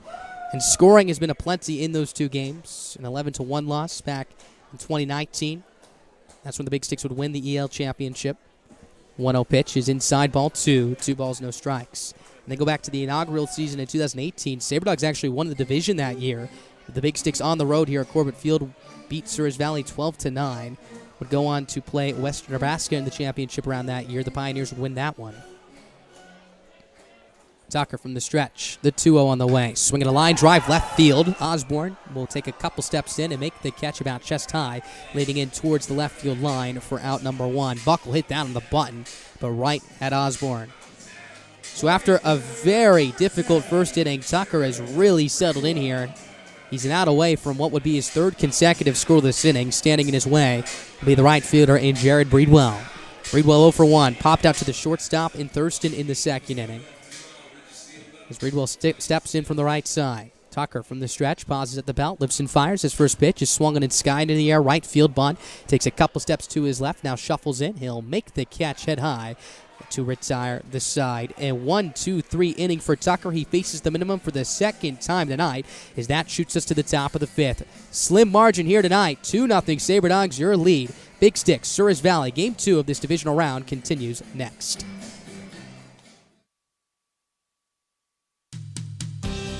This is Caden Schwabe, an outfielder for the Souris Valley Sabre Dogs, reminding you that your favorite ball club is on all social media platforms, including Instagram, Twitter, and Facebook. Make sure to follow for starting lineups, score updates, and all of the exclusive Sabre Dogs content you'll need for the summer. Follow us at SV Sabre Dogs and use the hashtag SCODogs. Sabre Dogs fans, let's celebrate the 4th of July the right way. Come on down to Corbett Field to receive a free pair of USA-themed sunglasses. The first 120 to enter the ballpark will obtain these cool new sunglasses. Watch the Sabre Dogs take on the Fremont Moo at 5:35. Let's celebrate the 4th of July with your Souris Valley Sabre Dogs. Don't forget to come rock in your red, white, and blue. In times like these, it's good to know there's a place where people know who you are, no matter how long you've been gone. A place where the smells of home cooking are still in the air, where a simple wave warms your heart, and sharing stories with family, friends, and your community is just a way of life. Yes, in times like these, it's good to be home. Farmers Union Insurance, protecting what's important in life. Hey Sabre Dog fans, fun is continuing down at Corbett Field. Make your way to the field to watch the Dogs play the Pier Trappers Tuesday, June 29th at 7:05. Participate in Dollar Dog Night. First of the we know you cannot beat this deal with this one here at Corbett Field. 2-0 Sabre Dogs, your score after winning 15-1 yesterday. A much different look here tonight. It's Chase Miner coming out for a season-high 5th inning of work. His first pitch on the way to Chewy Sanders is a fastball at the knees, strike one, 0-1. Sanders struck out swinging in the second inning to end that frame, in fact, as Miner kicks and fires. The 0-1 pitch is a breaking ball down, the way ball 1. 1 ball, 1 strike.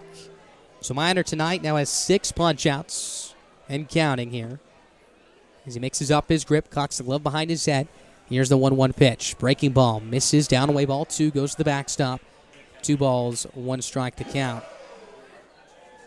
As we mentioned, Sanders, a member of the Big Sticks Ball Club last year in 2020, known for his speed. Digs back into the right-hander's batter's box.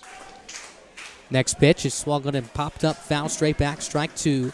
2 balls, 2 strikes. In fact, was on the ball club with his brother in Nathan Sanders, who was an outfielder as well, hit .235 with a homer and 12 RBIs. Chewy, meanwhile, hit .206, stole 18 bags in 25 games with 5 RBIs. A lot of action against the Sabre Dogs last year as well. Here's the 2-2 pitch from Miner on the way. Swing and a foul off the shin guard of what looked to be the home plate umpire. Count will hold at 2-2 here. Sanders out of Tennessee, a product of Montlau State, standing at 6 feet tall. Digs back into the box. Fans clapping their hands. 2 balls, 2 strikes. Miner lips and tosses. The pitch on the way. Swing and another foul straight back as the count will still remain even at 2-2 here. Schmick still tossing down on the right-handers, or in the right field bullpen for the Sabre Dogs as the right-hander continues to heat up. If Miner could get through 5, that would be more than enough for Souris Valley. As he winds and fires, here's the 2-2 on the way again. Fastball just misses a bit upstairs, ball 3. Count now runs full at 3 balls and 2 strikes. For Miner, he's been on quite a run. He's retired the last 5 batters he's faced. Here's his payoff pitch on the way. Swinging another number foul. This one rolls inside the right-hander's batter's box. Count will still stay at 3-2 here. And this has been the ball game of long at-bats. We've seen 2 from Justice, a couple from Gunnar McGran, one here from Chewy Sanders here tonight, as he looks to reach base for the first time this evening. Got the start against the Spuds a couple days ago and 1-for-1 with a stolen base.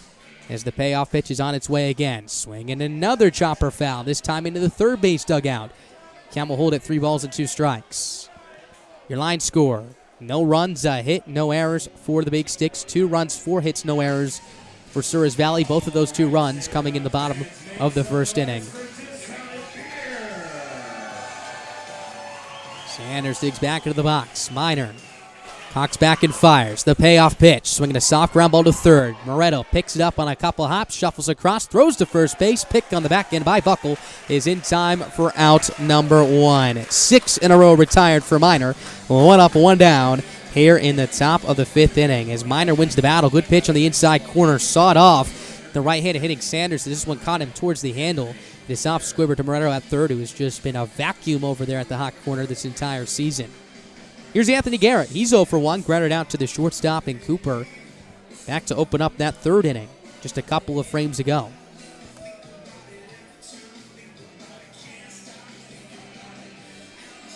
Here's Minor's first pitch on the way. Fastball on the outside corner, strike 1. No balls, 1 strike. Take a look at that score over in Gehring. Scoreless between the Sasquatch and the Pioneers. That in the top of the 4th.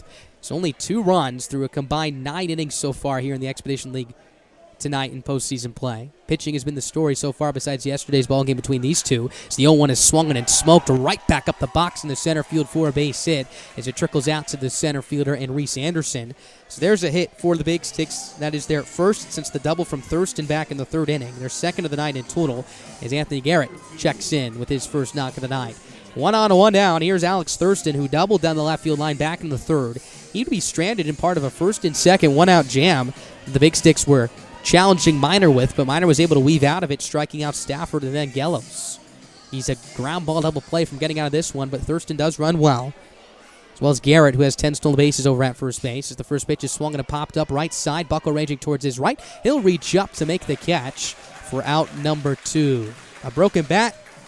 That sounded like right there for Thurston as he trots back towards the third base dugout. Again, another pitch on the hands. Minor, 2nd time through this lineup, has really been challenging these right-handers inside. He was able to induce a soft pop-up over to Buckle. So 2 down. Here's the top of the order for the 3rd time tonight. Austin Bond, who's 0 for 1, lined out to left in the 1st, was hit by a pitch in the 3rd. Righty on right, Minor's first pitch is swung and it's smoked in the air left field, but Alan Greer has it played perfectly as he sits underneath this one to make the casual grab to end the inning. Chase Minor puts another 0 on the board, his 5th of the night through 5 innings of work. No runs, a hit, no errors, 1 runner left on for the Big Sticks as we meet the halfway point of this ball game. Bottom of the 5th coming up. 2-0 Sabre Dogs, your score as you're listening to Postseason Baseball live on the Mix 105.7, YouTube Live, and Mixler. We'll be right back after this quick message from our sponsors. This is Ethan Moore for the Souris Valley Sabre Dogs, reminding you that your favorite ball club is on all social media platforms, including Instagram, Twitter, and Facebook. Make sure to follow for starting lineups, score updates, and all our exclusive Sabre Dogs content you'll need this summer. Follow us at SV Sabre Dogs and use the hashtag SCODogs. Saturday, July 3rd will be Ballpark Time Machine at Corbett Field. Your Sabre Dogs will be hosting an 80s theme night. So break out that neon and those scrunchies and come wearing your best 80s look. We'll be rocking out to 80s music all night long. The Sabre Dogs will be going head-to-head with the Fremont Moot at 7:05 p.m. So see you there at Corbett Field to go back in time. This is Cullen Hannigan, a catcher for the Souris Valley Sabre Dogs. Remember, you depend on your vehicle, which is why OK Automotive supplies quality AC Delco parts to keep your vehicle running smoothly. You can depend on an OK Automotive and AC Delco to keep you on the road. Come see our showroom with our large inventory selection at 101 3rd Street Southeast, Minot, or call 701-839-2886. Sabre Dog fans, be sure to stop down to OK Automotive in Minot to register for your chance to win a 10K golf cart giveaway. If a Sabre Dogs player hits a ball through the home run target beyond the left field fence, one lucky fan will drive home in a brand new golf cart courtesy of OK Automotive. Register in store today. This is Jordan Williams. I play outfield for the Souris Valley Sabre Dogs, reminding you that Planet Pizza is celebrating 25 years in the Magic City this summer. Stop in and try. This is Ethan Moore for the Souris Valley Sabre Dogs. Bottom half of the 5th inning, 2-0 Sabre Dogs. Your score here live from Minot, North Dakota. After a 15-1 win in Dickinson yesterday, the Sabre Dogs looking to complete the series sweep. 9-1 and 2-2 up here against Josh Tucker. First pitch is inside. That's going to hit Reese Anderson. Just nicked what looked like the front shin. So another hit batter here for a Sabre Dogs hitter tonight. It was Cooper all the way back in the 1st inning. Now Reese Anderson here to open up this bottom of the 5th. See good speed on the base paths here to open up this frame. Here comes Justin Cooper to the plate. He's 0 for 1, was hit by a pitch in the first, flew out to right in the second. Still looking to extend that hitting streak here. Not a bad time to do so as he digs into the right-hander's batter's box. 2-0 Sabre Dogs, your score here, looking for more. Anderson, 11 stolen bases on the year, takes his lead from first. Tucker from the stretch. Lifts and fires. Makes that, lifts and tosses to first base. Back in safely goes Reese Anderson. Middle infielders in double play depth. Thurston and Gels pinched up the middle. Third baseman and Garrett well in front of the third base bag. Ready for a potential bunt here from the speedy right-handed hitter in Justin Cooper. Tucker peers for the side, first base side, slightly open as he comes set of the belt. Here's his first pitch. Cooper does, shows bump, pulls back, a strike, snap to the first base. Anderson will get back in safely. Strike one, no balls, one strike. On deck, Alan Greer, then Steve Moretto, the meat of this lineup looming here for Souris Valley, and really up at the plate right now. Justin Cooper has just been a menace at the plate against opposing pitchers here as he looks to keep that going. In this series now, he's 3 for 6 with 2 homers, 3 RBIs. He's reached base 4 times. Tucker settles at the belt again. Anderson, an aggressive lead at first base, held on by Setian. The 0-1 is on the outside corner. Strike 2. Looks like maybe an off-speed pitch right there. As the count now moves to no balls and 2 strikes. Again, while Souris Valley leads 2-0 and the pitching has done it on the Sabre Dogs side of things, 5 shutout innings from Chase Minor, it does sort of have a feel like Souris Valley has maybe a 4-0, 5-0 lead right now. But remember, the Big Sticks are a bloop and a blast away from tying this thing up. And you know the Sabre Dogs players know that. They want to add on as much as they can right here to make this the most comfortable lead as possible. Tucker from the stretch. His 0-2 on the way. On the inside corner for strike 3. A good pitch from Tucker as he puts a wrinkle on that one. Strikeout number 4 on the evening as Cooper is retired for the second time. So 1-on-1 down now. Here comes Alan Greer to the plate. He's 1 for 1, single to the first, walked all the way back in the third inning. So he's reached base twice. Also has 1 stolen base and was caught once as well. That came back in the third inning. We'll see if Miklos puts Anderson in motion. Souris Valley stole 4 bases yesterday. So the first pitch is on its way. Fastball misses down and in, ball 1. 1 ball, no strikes. Tonight they've technically attempted 3 times. A couple of them were on either pickoff attempts or wild pitches, but they do count. The one time they've executed was Greer back all the way in the first inning. Here's the 1-0 pitch on the way. Breaking ball just misses a bit upstairs. Ball 2. As Greer climbs into the driver's seat, make that 2 balls, no strikes. Here with 1 down. Action still in the Sabre Dogs bullpen. Right-hander and Schmick continues to warm down there. Meanwhile, no one up in the Big Sticks bullpen as we speak. Greer looking to put a charge in the one right here. Has left the yard 3 times this year, most recently back against the Trappers a couple weeks ago. Here's the 2-0 pitch. Fastball on the inside corner, strike 1. 2 balls, 1 strike the count. Greer steps out, looks at his third base coach and Alex Miklos as he goes through his signs. Another arm in the Sabre Dogs bullpen starting to get warmed up with some bands, so we'll see if that's another prospect to potentially come into this game later in relief of Minor. There goes Anderson, 2-1 pitch on the way. He's in the dirt. The catcher and Stafford can't find the transition to his throwing hand. Safe at second base with a stole in the bag is Reese Anderson. Number 12 on the year for him, second of the night for Souris Valley. 3 balls, 1 strike, 1 down here for the Sabre Dogs. Anderson with great speed at second base and a even greater hitter at the plate in Alan Greer as he steps back in. Looking for something to drive here. Tucker does not have to throw Greer a strike with first base open, but remember, Steven Moretto is on deck. Tucker has slowed down his pace just a little bit, peers back in. As he lifts and fires, the 3-1 on the way is swung on a chop softly down the third base side and fouls. It rolls out to Miklos over in foul territory. Strike 2. 3 balls, 2 strikes here with 1 down. After Greer, as we mentioned, it'll be Moretto, then Jordan Williams. After that, Taylor Justice. Top the order up here for Souris Valley as they look to bring around a run to score for the first time all the way since the first inning. Anderson takes a walking lead from second base. He's ready to turn on the burners. Tucker peers in, going through multiple signs with Anderson at second. He's set. Payoff pitch on the way is swung on and hit high in the air, deep center field. Lundmark sprinting back, galloping back in front of the track. He makes the catch. Tagging from second and heading for third and getting there without a play is Anderson. As Alan Greer gave that one a ride for out number 2. And remember, 410 feet to straightaway center field. Potentially had a shot to go out if we're playing at Astoria Field yesterday, where it's just 375 feet out there. Lummark, who covers a lot of ground, was able to run it down for out number 2. So Anderson, representing run number 3 on the night for Souris Valley, stands 90 feet away. That'll bring up Steven Moretto to the plate. Moretto 0 for 1, walked in the first, struck out swinging in the third inning. Again, 2-0 Souris Valley, your score here in the bottom of the 5th. Tucker kicks and fires. First pitch on the way is swung and pounded into the ground. Third base side and foul. Strike 1, no balls, 1 strike. Moretto's driven in 3 runs in this series. 40 on the year. Just about 30 in the last month or so.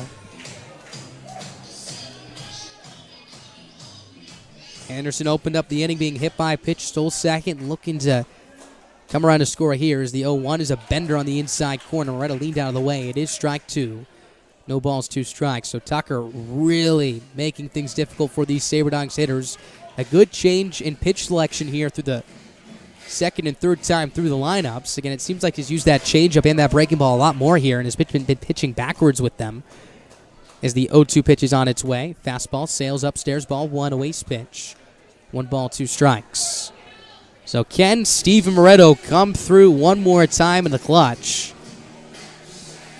Currently stands on the back line of the right-hander's batter's box. Now steps in with 2 feet, taps that plate twice. He's come up in several big spots for Souris Valley this year, looking to do so one more time here in Game 2 of this division series. 1-2 on the way. Swing and a miss for strike 3, but it gets away from the catcher, Stafford. Here comes Anderson to score. Moretto will walk into first base standing up.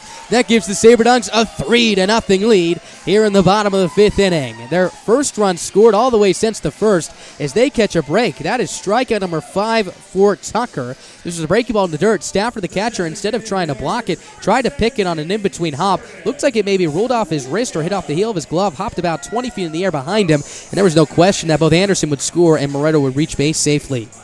So that's a break. Sabre Dogs take advantage of it. Here's Jordan Williams looking to take advantage of the inning being extended as well here. Tucker from the first base side lifts and fires. First pitch is a fastball on the inside corner, strike 1. No balls, 1 strike. Williams 1 for 1, did drive in a run of his own back in the first inning with the infield single.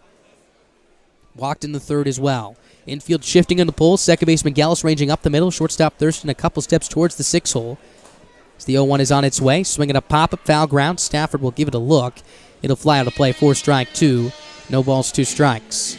In the top of the 6th inning for the Big Sticks, they'll send up 2, 3, and 4 in the order. Stafford, Gellos, and Seti in here. As Williams digs back into that right-hander's batter's box. Tucker looking to strike out his third batter of the inning in untraditional fashion as he settles at the belt first base side. The 0-2 in the dirt, stopped by the catcher Stafford ranging towards his left, ball 1. 1 ball, 2 strikes. So the inning started with the hit by pitch to Anderson, who stole second. Cooper struck out looking. Anderson would fly to make that. Greer would fly to center. Anderson tagged from second to head to third on that play. And the Moretto reached on the strikeout wild pitch that also brought around Reese Anderson to score from third. Here's Tucker's 1-2 on the way. Fastball upstairs, nicks off the glove of the catcher Stafford, picks it up with his bare hand, his throw to second base, tag applied, is not in time. Steven Moretto heads up base running, was just able to slide in the nick of time. Nice recovery by Stafford as this was a pitch up and down the zone, nicked off the edge of his glove, rolled about a foot behind him, picked it up with his bare hand, rocked back, and then threw a strike to Gellos at second off of his heels. The throw was a little bit high, which forced the tag to be dragged down, which likely gave Moretto an extra second or two to slide in with that front left hand. So 2 balls, 2 strikes to count now with 2 outs. Likely will be a pass ball on Stafford. Here's the delivery to Williams on the way. That's inside and hits Williams right towards the front knee as he jumps up in the air and limps towards first base. Another hit batter, the third of the ball game, second of the inning from Tucker. He first hit Anderson to open things up, now hits Williams. So first and second, 2 down now. Here's Taylor Justice to the plate as we're going to see a meeting at the mound here. Again, Tucker should have been out of this inning, but it's continued as the strikeout wild pitch kept the line moving. And then he gets to 2 strikes with Williams and hits him on a pitch inside. So it'll be a big spot for Justice, who's checked in with a couple base hits tonight and an RBI. He's had some very long at-bats against Tucker tonight, and you got to imagine that's the conversation on the mound right now. How are they going to get this guy out? It seems like they've challenged him with every single pitch possible and every sequence possible, and he's spoiled difficult pitches left and right, and in both plate appearances, in at-bats that have eclipsed at least 10-plus pitches, he's been able to serve a soft single to right and a soft single to left.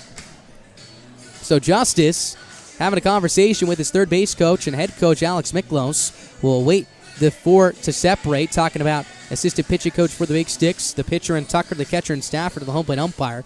They all will retreat back to their respective spots. So again, first and second, 2 outs. Moretto at second, Williams at first, 1 run in, 3-0. Souris Valley, your score.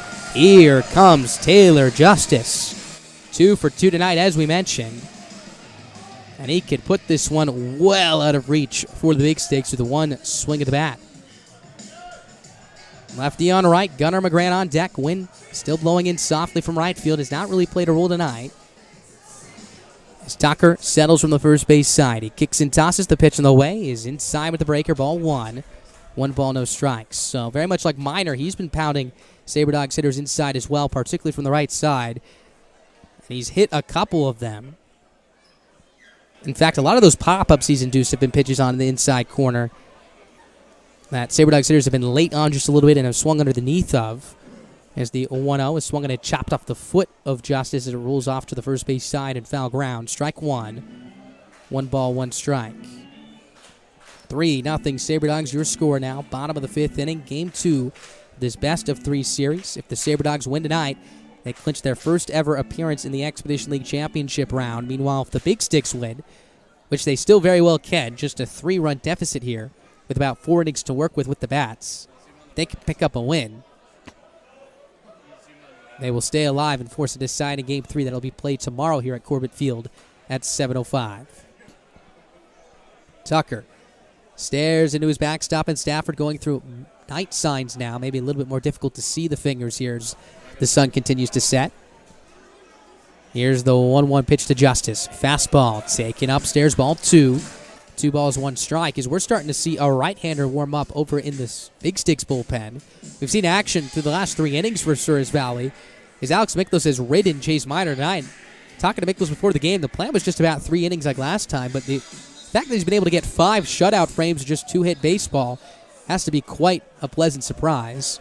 As the 2-1 is on its way. Down low, nicks off the glove of the catcher. Stafford rolls to his right. Both runners will stay at their respective bases. Ball 3. 3 balls, 1 strike here with 2 down. So Justice digs out of the box, readjusts those batting gloves here. Hitters count for him. Going to shrink up that zone right now, look for a particular pitch to drive, and hopefully potentially drive in a couple of runs. Williams ready to run at first. Anderson at second. The 2 outs will be going on contact, both with plus speed. Here's the 3-1 pitch. Swing and a high pop-up straight back, foul to play. Strike 2. Make that 3-2 the count here with 2 down. So both runners will be going on contact here. Talking about make that Moretto at second base, and Williams at first. As Justice steps out of the box, we'll have a conversation with Miklos right now. Maybe Miklos seeing something either with the swing of Justice or with the approach to him against Tucker. It looks like he's readjusting that left wrist right now. Miklos will head back to his third base coaching box. Maybe it has something to do with the wrist as well. I know that was bothering Justice the last couple of weeks. As he readjusts that batting glove, steps back into the right-hander's batter's box. Another long at-bat for the Sabre Dogs backstop. As he digs in, looking for his 3rd hit of the night, would be 2nd, if not his 3rd RBI of the night. Moretto takes his lead from second base, Williams from first.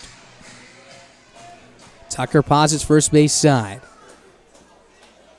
Long hold, runners go. Payoff pitch on the way is taken down low for ball 4. Taylor Justice. Another quality at-bat here against a tough pitcher in Josh Tucker. That will load the bases here with 2 down as that brings up Gunnar McGran to the plate. McGran 0 for 2 tonight, looking to get off the schneid. He's popped out to the catcher and Stafford, also struck out looking in the 4th. And McGran, who's played with a lot of energy the last week, you got to imagine if he could punch a ball into the gap right now, he is going to be fired up. Moretto at third, Williams at second, Justice at first base. Everybody will be ready to run on contact with 2 down. First pitch, swing and a foul straight back, strike one. 0-1. Big rip from Tucker as he pinwheeled his back towards the first base side after that hack. Takes a step out of the box, regains himself, now puts his left foot in, right foot out, takes a deep breath, steps back in, taps the plate, and lifts that dark-stained bat above his left shoulder. Lefty on left, Tucker from the stretch, first base side. Here's his 0-1 delivery on the way. On the inside corner, looks like he took some off of that one right there. Strike 2. No balls, 2 strikes. So McGran will have to protect right now. Declan Buckle, the right-hand hitting first baseman, on deck. 3-0 SaberDogs, bottom of the 5th. 1 run into the wild pitch that brought home Anderson to score. Tucker from the stretch.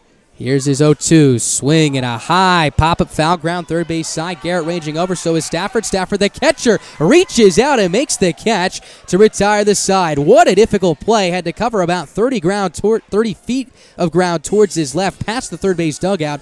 Reached out to make the grab to his backhanded side, just about at chest height to end the inning. Josh Tucker strands the bases loaded here with 2 down, but 1 run does come around to score on the strikeout wild pitch that sent home Reese Anderson from third base. Running to the top of the 6th inning. You're listening to Expedition League Postseason Baseball live here on the Mix 105.7 YouTube Live and Mixler. That continues when we come back. Craig Schmick coming into the game in relief of Chase Minor when we return.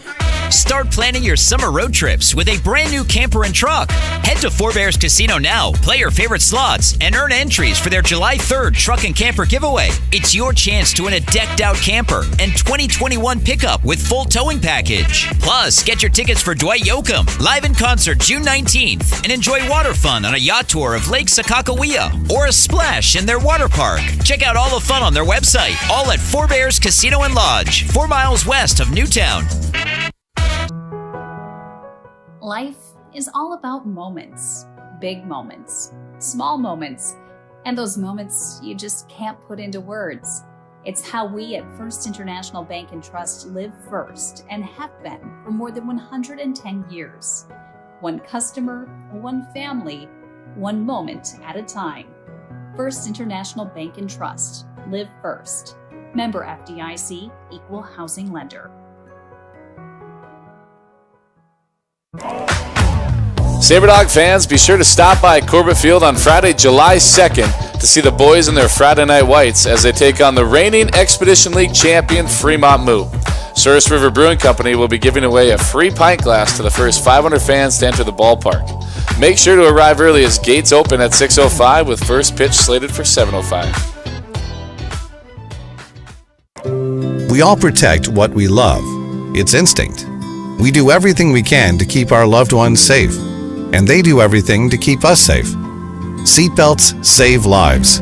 It's an indisputable fact, and buckling up is something we all can do. Buckle up, Dad. Seatbelts save lives. Buckle up. Every trip, every time. Brought to you by the North Dakota Department of Transportation through Vision Zero. This is Caden Schwabe, an outfielder for the Souris Valley SaberDogs, reminding you that your favorite ball club is on all social media platforms, including Instagram, Twitter, and Facebook. Make sure to follow for starting lineups, score updates, and all of the exclusive SaberDogs content you'll need for the summer. Follow us at SV SaberDogs and use the hashtag ScoDogs. Welcome back to Corbett Field, top of the 6th inning, 3-0 SaberDogs, your score. New arm on the mound for Souris Valley in relief of Chase Minor, who was tremendous tonight, 5 shutout innings. Going to be right-hander Craig Schmick, out for his 3rd outing of the year, 5 innings pitched, 10 strikeouts, 2 walks, the 180 ERA clip. As his first pitch on the way to Ryan Stafford is a fastball down away, ball 1. 1 ball, no strikes. Last time Minor started, Miklos paired him with Schmick, and it worked very well. The 1-0 is swung and it's skied on the infield left side. Moretto a couple steps towards his right, and the foul ground will make the catch for out number 1. Good start for Schmick. 1 up, 1 down. That'll send up Derek Ellos to the plate. And Schmick's last outing was just flawless. 3 innings pitched, no runs allowed, 2 hits, 8 strikeouts. He struck out 8 of the 9 batters he's retired, or that he did retire. Miklos would love some of that tonight here against this Big Sticks offense as Derek Ellos takes a fastball down away, ball 1. 1 ball, no strikes. Schmick, a product of Minot State University, so here in his current stomping grounds in terms of college baseball.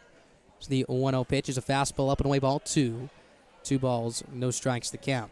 Schmick, make that yellows, 0 for 2 tonight. Struck out looking in the first inning, flew out to center in the third. Something to keep in mind on here is the rain, as it's a little bit of a wet surface here on the turf. It's the 2-0's a fastball in the inside corner, strike 1. 2 balls, 1 strike. During the warm-up, Schmick slipped just a little bit on the mound. And again, you could see him wiping his feet on the turf if you're watching on the stream. So the 2-1 is swung and slashed foul to the left side, out of play, strike 2. 2 balls, 2 strikes. So not only will it make it difficult to grip the ball, but to use all of your legs and get as much power on it as you can. There's too much traction, you might slip on that turf and fall, as the 2-2 is down and in, ball 3. 3 balls, 2 strikes. Looks like a right-hander is warming up for the Big Sticks as we speak. Josh Tucker's night likely done, went 5 innings, allowed 3 runs.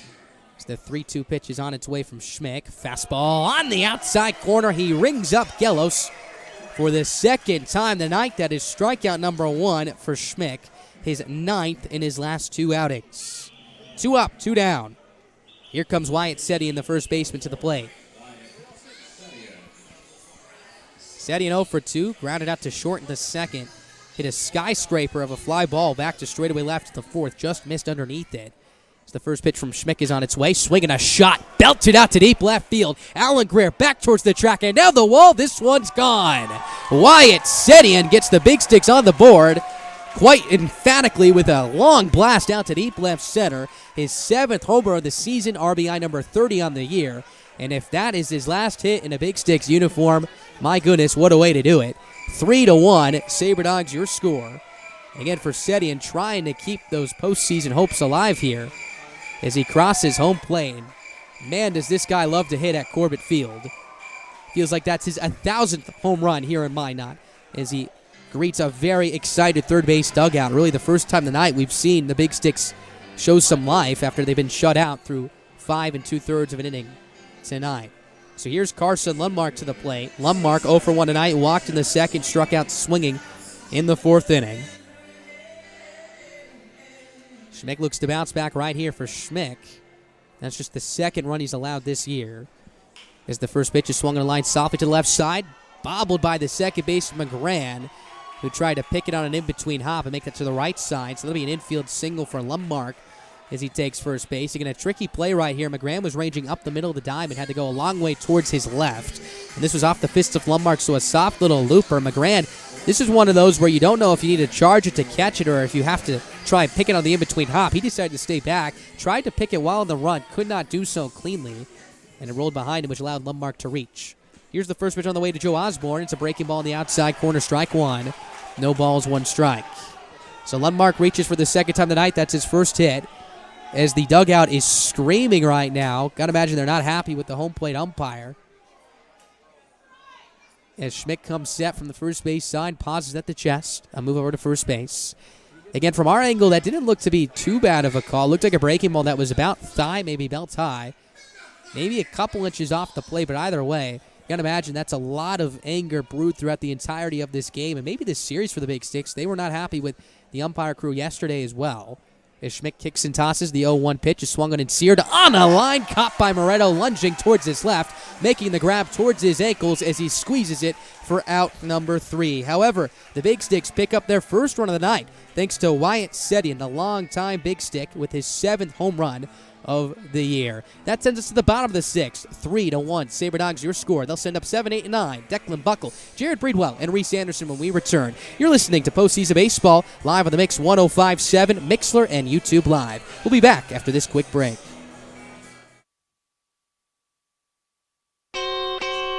Hey Sabre Dog fans, fun is continuing down at Corbett Field.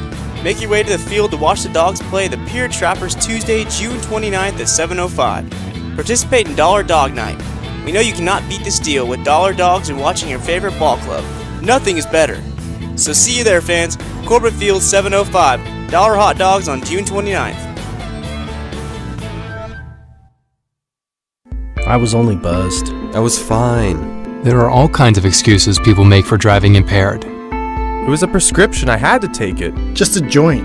It was just one or two, I don't know. I swear, I was fine. Nobody should get seriously hurt or die because of an impaired driver, and no excuse can bring them back. Always drive sober or find a sober ride. Buzz driving is drunk driving. Brought to you by the North Dakota Department of Transportation through Vision Zero. Did you know most motor vehicle crash fatalities could be prevented by wearing a seatbelt? Make sure in your vehicle you're always buckled up. We share the responsibility to reach the goal of Vision Zero. Zero fatalities, zero excuses. An alcohol-related crash will probably happen in North Dakota today. Hey Sabre Dog fans, fun is continuing down at Corbett Field. Make your way to the field to watch the Dogs play the Pier Trappers Tuesday, June 29th at 7:05. Participate in Dollar Dog Night. We know you cannot beat this deal with dollar dogs and watching your favorite ball club. Nothing is better. So see you there fans, Corbett Field 7:05, dollar hot dogs on June 29th.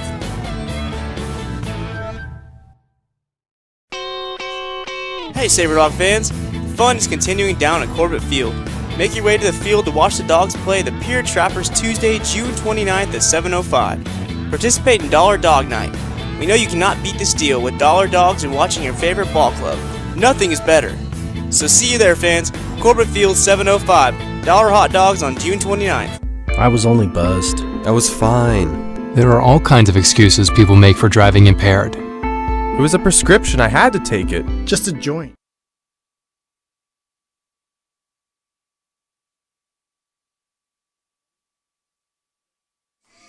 Welcome back to Corbett Field, bottom of the sixth inning. Playoff baseball here. Game 2 of this best of 3 series as the Sabre Dogs now are 12 outs away from picking up their first ever bid to an Expedition League Championship Series.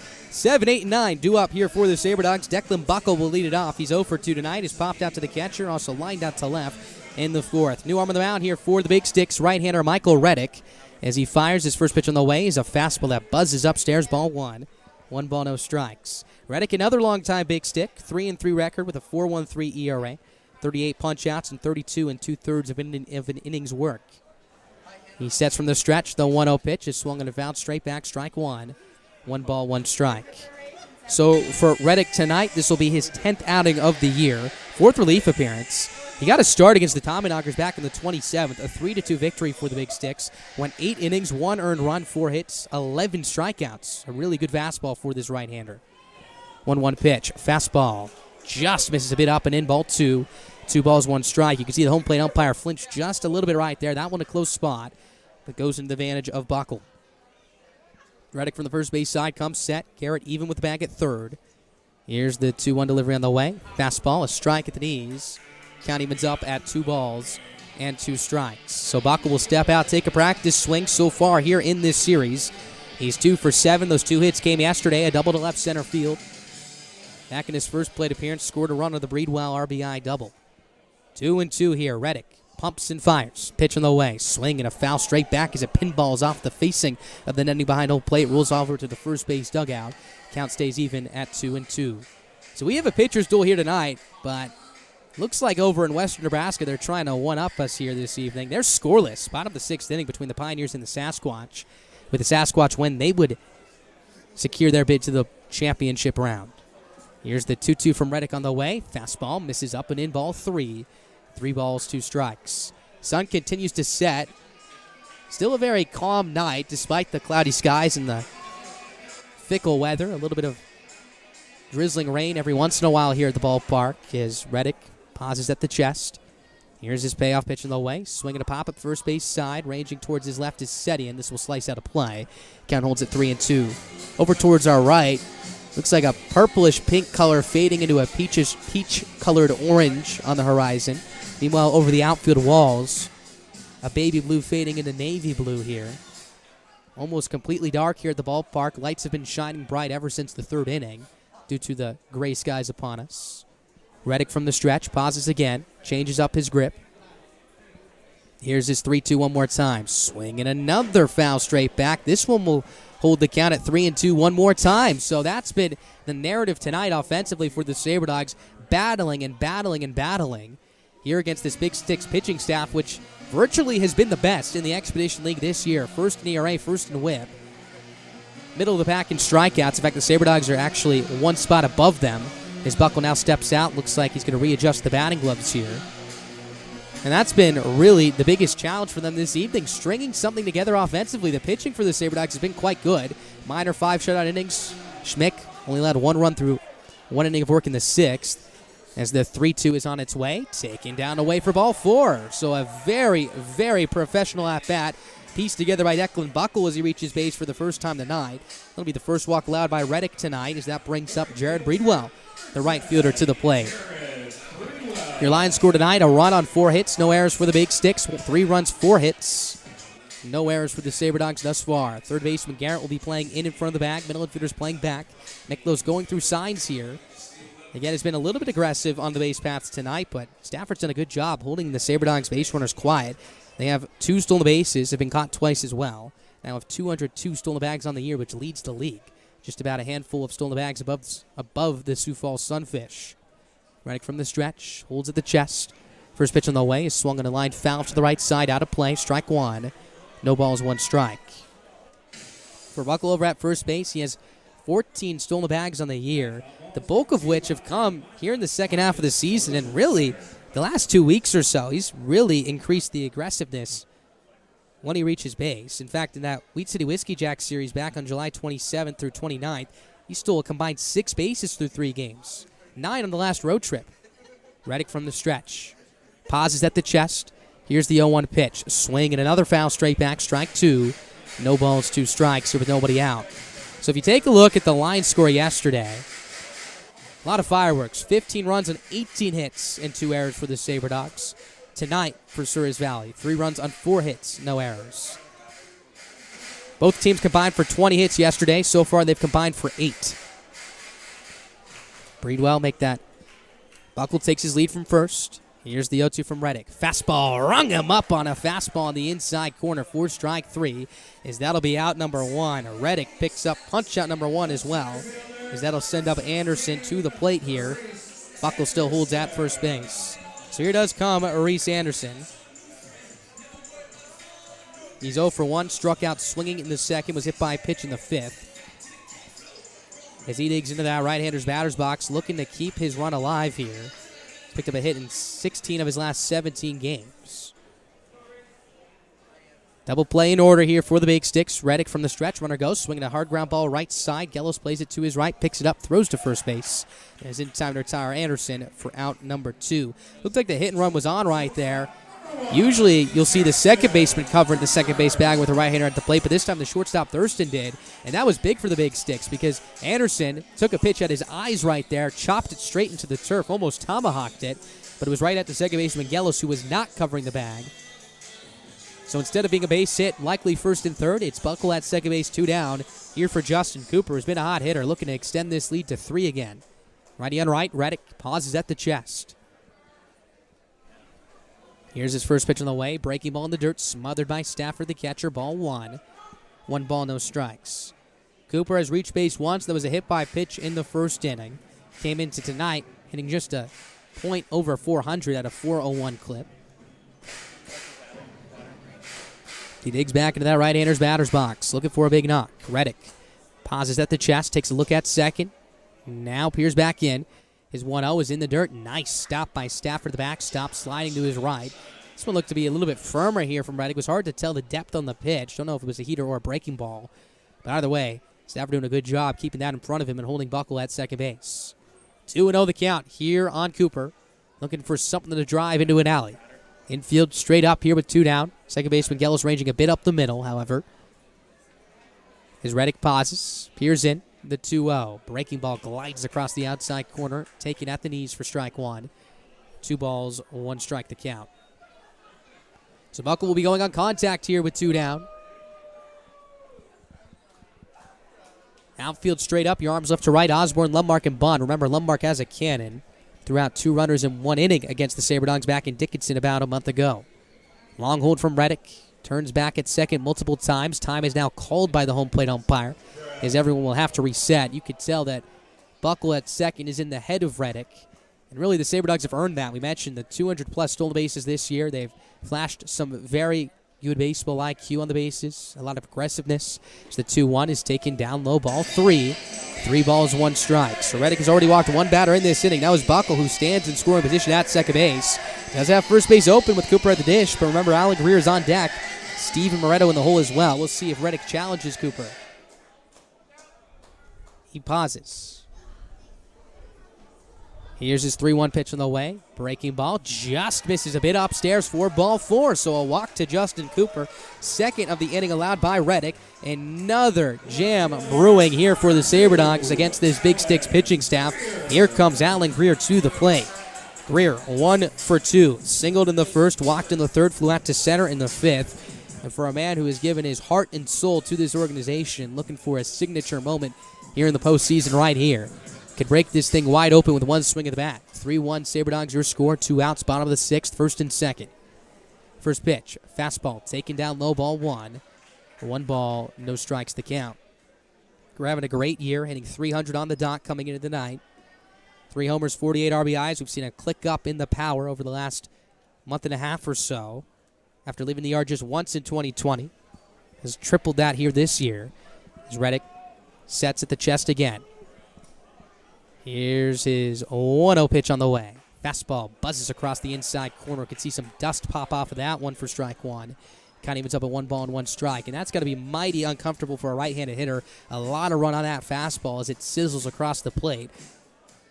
That one almost locked up Alan Greer as he digs back in now. Can't even out 1 with 2 down. Reddick pauses. Chest high. Takes a deep breath. Looks at second. Now stares back in. The 1-1 pitch. Taken. Down away ball 2. 2-1 the count. Both bullpens empty as we speak here. So there'll likely be Schmick coming out for the 7th as well. Make that the top of the 7th. Reddick peers in, jersey tugging in the wind here. Mixes up his grip. Peers at second. Buckle dancing back and forth over there. The 2-1. Big cut and a miss for strike 2. Foul tip held on by Stafford. Count that moves in favor of Reddick. 2 balls, 2 strikes here. Greer took a huge swing on that one. Circles the batter's circle, resets himself right now, just looking to protect. Picked up 1 hit tonight. That was a single to right in the first. That would do the job. Very likely with Buckle's speed at second base. 3-1, Souris Valley, bottom of the 6th inning. Cooper takes his lead from first, Buckle from second. Reddick rises to his feet on the first base side of the hill. Here's his 2-2 on the way. Fastball runs inside, ball 3. As Greer twirls out of the way on that one. A little bit of a 360-degree spin right there. Count now runs full at 3 balls and 2 strikes. We've seen a lot of full counts tonight, particularly with 2 outs. SaberDogs have yet to take advantage of one. Both runners will be going on this pitch. Buckle at second base, Cooper at first. Reddick comes set. Runners take off. The payoff pitch on the way. Swinging a soft squibber down the first base line. It will slice foul as Setting plays on the hop. Count will remain at 3 balls and 2 strikes. Looks like Greer hit Stafford, the catcher, on the backswing right there. Asks him if he's all right. So another long at-bat here. And you can feel the tension in this crowd right now. These fans want a big hit right now. Something to cheer about. Besides the wild pitch in the 5th inning, haven't seen runs come around to score since the first. And if Alan Greer can pick up a big knock, you got to imagine that will insert some electricity here in this ballpark, not only because it's a big hit here in the postseason, but just how much these fans adore Alan Greer as well. Looking to finish this lengthy at-bat on the right side. Greer awaits. Runners go. Payoff pitch. Swing and a pop-up. Slicing out of play. Count will hold at 3 balls and 2 strikes.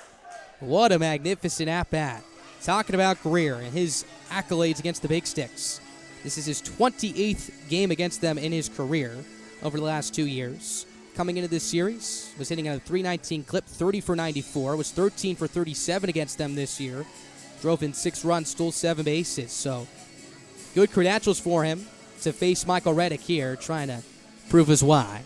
Reddick from the stretch, pauses again. Runners take off, the payoff pitch, swing and a miss for strike three. Reddick wins the tug-of-war affair as that will end the inning. Reddick strands two runners on first and second base, picks up his second strikeout as that'll send us to the back third of this ball game tonight. Top of the seventh coming up. Sabre Dogs lead at 3-1 as you're listening to Expedition League Postseason Baseball live on the Mix 105.7, Mixler, and YouTube Live.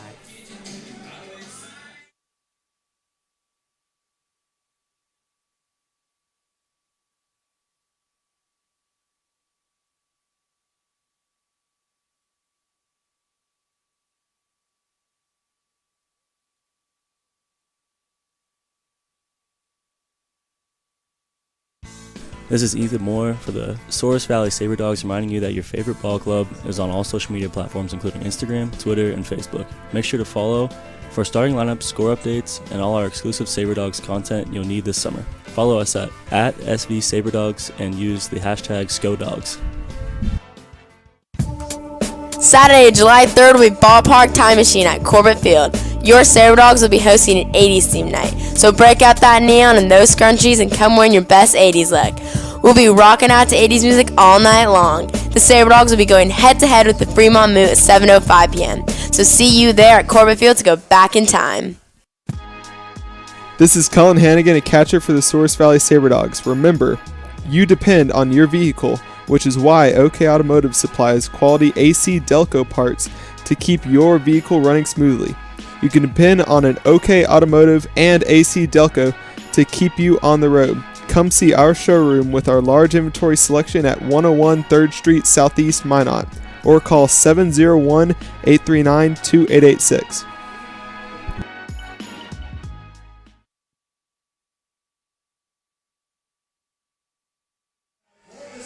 First of this seventh inning. Welcome back to the Magic City. 3-1 Sabre Dogs, your score. Souris Valley down 9 outs away from clinching their first ever Expedition League Championship appearance. Here is Schmick out for his second inning of work. First pitch on the way to Chewy Sanders is a breaking ball down to way ball one. 1 ball, no strikes. Rain really starting to pour here now at the ballpark.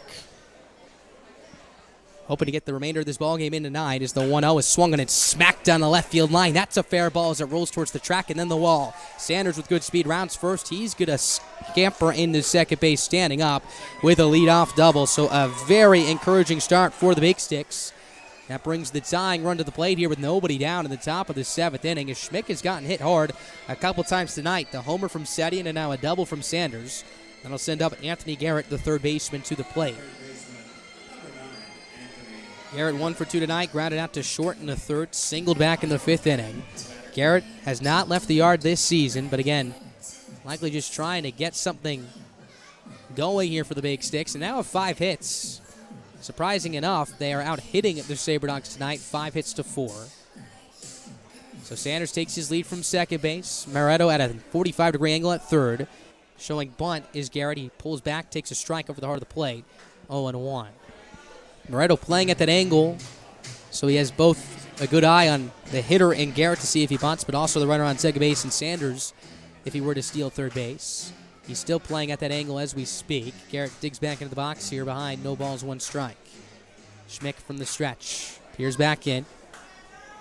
Here's the 0-1 delivery on the way. Fastball in the dirt, picked by Justice. Snap throw to second base is not in time as the call was a little bit delayed, but safe at second is Sanders. Just a perfect throw from Justice right there. Only matter of fact, it was late. A pitch down and away. He picked it cleanly and then threw a bullet down to Cooper, the shortstop at second base, that almost hit Sanders right in the back, and that tells you that that throws perfectly on line. Cooper was able to make the grab and then apply the tag, but Sanders already slid in safely. 1-1. Late swing and a pop-up foul to the right side, out of play, strike 2. 1 ball, 2 strikes. So with the rain here at the ballpark, a lot of fans starting to file in to the grandstands behind home plate just due to the rain over on the first base side VIP sections, which of course don't have any covering. Schmick from the stretch. Here's his 1-2 on the way. Fastball way outside, gets away from Justice. His throw to third he'll hold on to. So that'll be ball 2. 2 balls, 2 strikes. To third goes Sanders, and here come the Big Sticks. Run number 2, 90 feet away. Tying run still at the plate here. Remember, Alex Thurston, the shortstop, on deck. Then it'll be the top of the order here for the Big Sticks and Austin Bond. And you got to imagine the rain, the slippery slipperiness, of the baseball, likely playing a role here for Schmick, who's really struggled with his command here in this frame. So 2 strikes still. On is the next pitch. Is a breaking ball that backs up, misses inside, ball 3. Count now runs full at 3 balls and 2 strikes. If Schmick were to put Garrett on here, it would set up the double play. So he doesn't necessarily have to attack Garrett right here, but you got to imagine he wants to challenge the 8-hitter. So the 3-2 is a breaking ball, swung and chopped high off the turf and fouled on the third base side. Count remains full at 3 balls and 2 strikes. Sun continues to set. Pink skies on the horizon behind the right field wall now. Just a beautiful evening here despite the rain. Still fairly warm, in fact, as well. As Schmick kicks and fires the payoff pitch. Breaking ball, swung and popped up, right side, out of play. Count remains full at 3 balls and 2 strikes. Wind has not played a role tonight. It's gently blowing in from right field, a little bit out towards left field. Schmick looking for the K. He's set. His payoff pitch again. Breaking ball backs up, misses inside for ball 4, so Garrett will work the walk. The tying run is now at first base with good speed. First and third, nobody out. And really the best situation the Big Sticks have been able to piece together all night long. Here comes Alex Thurston. Thurston, 1 for 2 tonight. Doubled in the third inning. Popped out to the first baseman, Buckle. Back in the 5th. Double play is in order here. Third baseman Moretto even in front of the bag, in fact, by a step or 2 at third base. Middle infielders playing back will exchange a ground ball double play for a run. Remember, the run that matters to most is Garrett at first base. And Thurston at the plate as he shows bunt, pulls back, takes a breaking ball down low, ball 1. 1 ball, no strikes. So the safety squeeze on right there instead of the suicide squeeze. The runner on third base, and Sanders, was not going on the pitch. Again, it was a breaking ball, 12-6. That dropped over the top of the plate. Good job by Justice to block it. Schmick leans it for the sign again. Runners take their leads. He's set at the chest. His 1-0 showing bunt again is Thurston. A snap throw will be held on to once again by Justice. Ball 2. 2 balls, no strikes. It's the second time in this inning that he's popped up to try and backpick a runner that he's pump faked and held on to. Again, no need to risk it if there is no play. So a hitter's count here for Thurston. We'll see if Tomlin takes the bunt off here for his right-hand hitting shortstop. He doesn't. He shows bunt. 2-0 is taken upstairs with the fastball. Ball 3. 3 balls, no strikes, as we're starting to see some quick action now here in the Sabre Dogs bullpen. Some of the Big Sticks fans and the Big Sticks dugout really starting to get loud here, trying to cheer their players on as the 3-0 is taken down low for ball 4. So a walk to Thurston. That will load the bases here with nobody out in the top of the 7th inning, as the Big Sticks are right on the heels of the Sabre Dogs as they look to hold on by their fingertips here in this postseason. That'll send out Alex Miklos to the mound now to have a conversation with Schmick here. Again, we said a couple of arms are starting to get stretched. Didn't look like anyone was throwing on the mound. Again, this conversation, one, likely to slow things down for Schmick, but also burn some time for both of the arms to get warmed up in the Sabre Dogs bullpen. You could really feel the adrenaline from both ends and the momentum shift back towards the Big Sticks. Their dugout is very loud right now as they chant towards the third base dugout. Also have a lot of fans here in the ballpark tonight. Maybe tough to hear on the broadcast, but you could hear them chanting towards their hitter and Alex Thurston as Schmick walked him on 4 pitches. So Miklos still having a conversation with the entire infield now. Everyone will head back to their respective spots. You have Sanders at third base, Garrett at second, Thurston at first. The bases are loaded, nobody out. The tying run in scoring position at second. The go-ahead run at first. As here comes the top of the order. Not an easy spot here for Craig Schmick. As Austin Bum will come to the plate. He's 0 for 2 tonight. Is lined out to left. Was hit by a pitch in the third. Flew out to left in the 5th.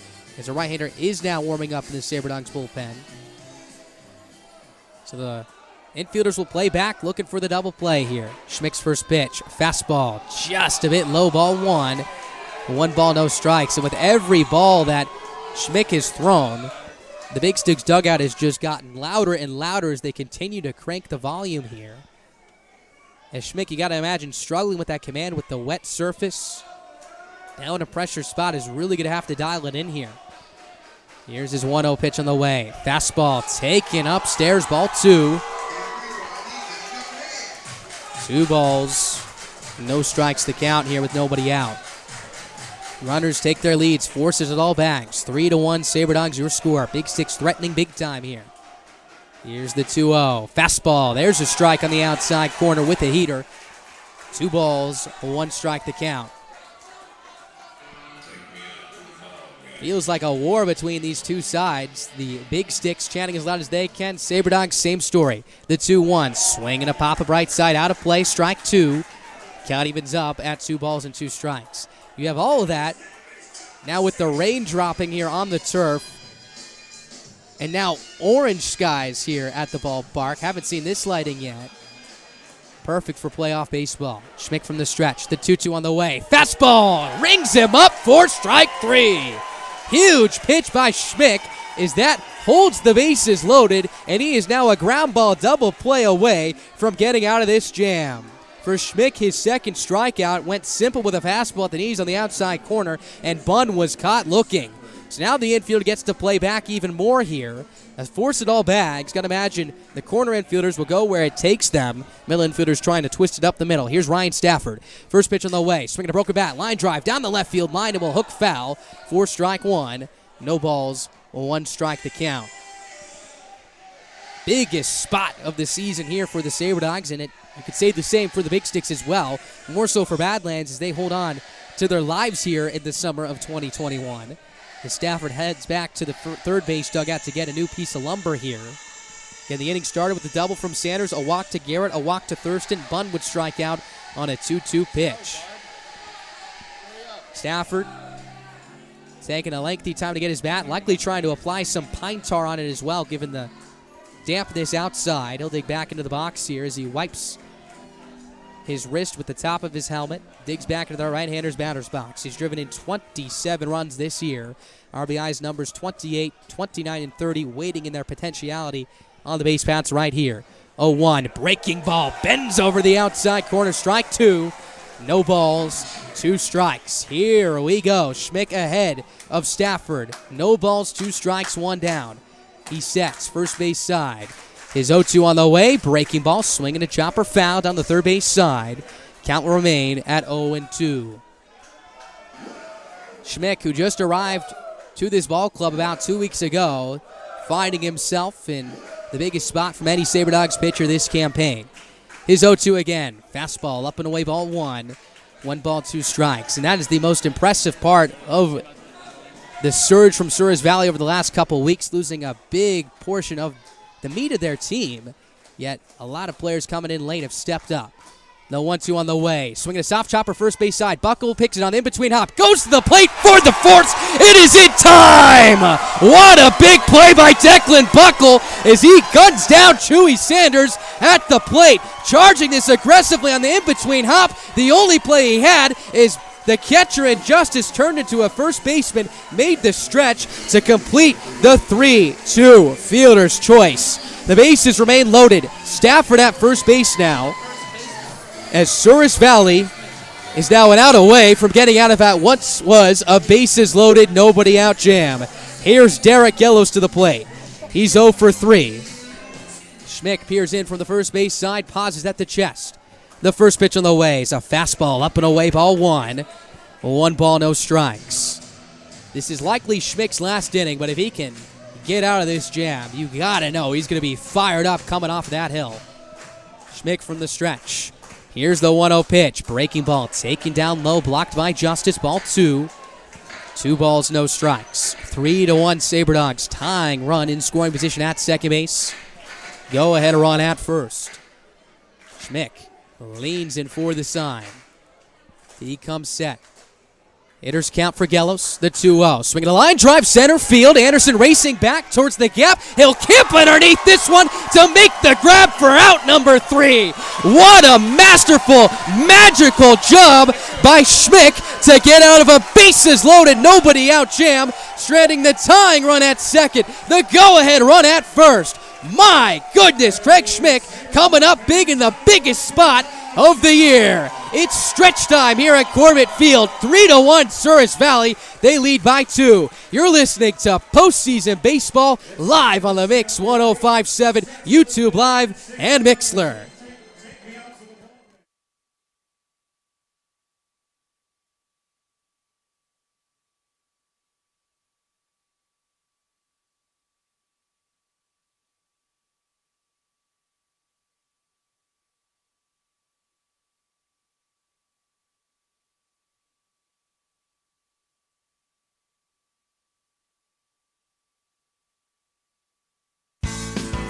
SaberDog fans, be sure to stop down to Capital RV in Minot to register for your chance to win a $15K camper giveaway. If a SaberDogs player hits a ball through the home run target beyond the left field fence, one lucky fan will drive home with a brand new camper courtesy of Capital RV. Register in store today. This is Bo Brewer for the Souris Valley SaberDogs, reminding you that there is a reason why Slim Chicken hangs guitars on their walls and plays the blues. It's the same reason why they only serve you 100% all-natural chicken tenders. It's the way they like it. There is a reason why they treat you like family and serve food just like you would at home. Because you deserve it that way. And there's a reason it's made fresh when you order and served hot, because that is their promise to you. Come see us at Slim Chickens or order online at slimchickens.com. Start planning your summer road trips with a brand new camper and truck. Head to Four Bears Casino now, play your favorite slots, and earn entries for their July 3rd truck and camper giveaway. It's your chance to win a decked out camper and 2021 pickup with full towing package. Plus, get your tickets for Dwight Yoakam live in concert June 19th and enjoy water fun on a yacht tour of Lake Sakakawea or a splash in their water park. Check out all the fun on their website, all at Four Bears Casino and Lodge, 4 miles west of Newtown. Life is all about moments. Big moments, small moments, and those moments you just can't put. SaberDog fans, be sure to stop. Bottom half of the 7th inning. Welcome back to postseason baseball. And if there was not a better inning to encapsulate postseason ball right there, I don't know what gets better than that. Bases loaded, nobody out for the Big Sticks at the tying run at second. Go ahead run at first. Greg Schmick able to work out of the jam. Steve Moretto will lead it off against Michael Reddick. The first pitch is a breaking ball up and in, ball one. 1 ball, no strikes. Moretto 0 for 2 tonight. Walked in the first, is struck out twice as well. SaberDogs up by 2, needing insurance imperatively here. 1-0, swing and a miss. Late hack on a fastball, strike 1. 1 ball, 1 strike. 3, 4, and 5 due up here for the SaberDogs. Moretto, and Williams, and Justice. Reddick has that glove tucked into his front hip, ball twirling behind his back. Brings the two together as he settles at the chest. Here's the 1-1 on the way. Misses upstairs, ball 2.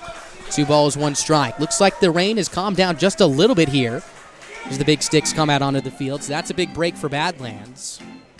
Big Sticks now have 6 outs to work with here to keep their season alive. Reddick comes set, middle of the rubber. Here's the 2-1 pitch on the way. Swing and a miss. Big rip from Moretto for strike 2. Got a heater right there, about thigh high. Count evens up at 2 balls and 2 strikes. Moretto trying to avoid the silver sombrero here tonight. Going to at least put it in play. He's reached base once tonight thus far. He digs back in, taps the plate twice. Pinwheels that bat back and forth. Now waves it in the direction of Reddick. Lifts it parallel to his right shoulder. Here's the 2-2 on the way. Swing and a foul straight back. Count will hold at 2 balls and 2 strikes. Let's get you an update on that Sasquatch Pioneers game. And we're currently at the bottom of the 7th inning. They're scoreless at Oregon Trail Park over in Gehrig, Nebraska. Again, the Spearfish Sasquatch with a win tonight could clinch their first ever Expedition League Championship appearance as well. 2-2 the count. Reddick delivers. Pitch. Fastball runs inside. Ball 3. The count is now full at 3 balls and 2 strikes. So another full count here. Saw a couple of walks in the 6th. The SaberDogs had something brewing, but were not able to bring around a run to score.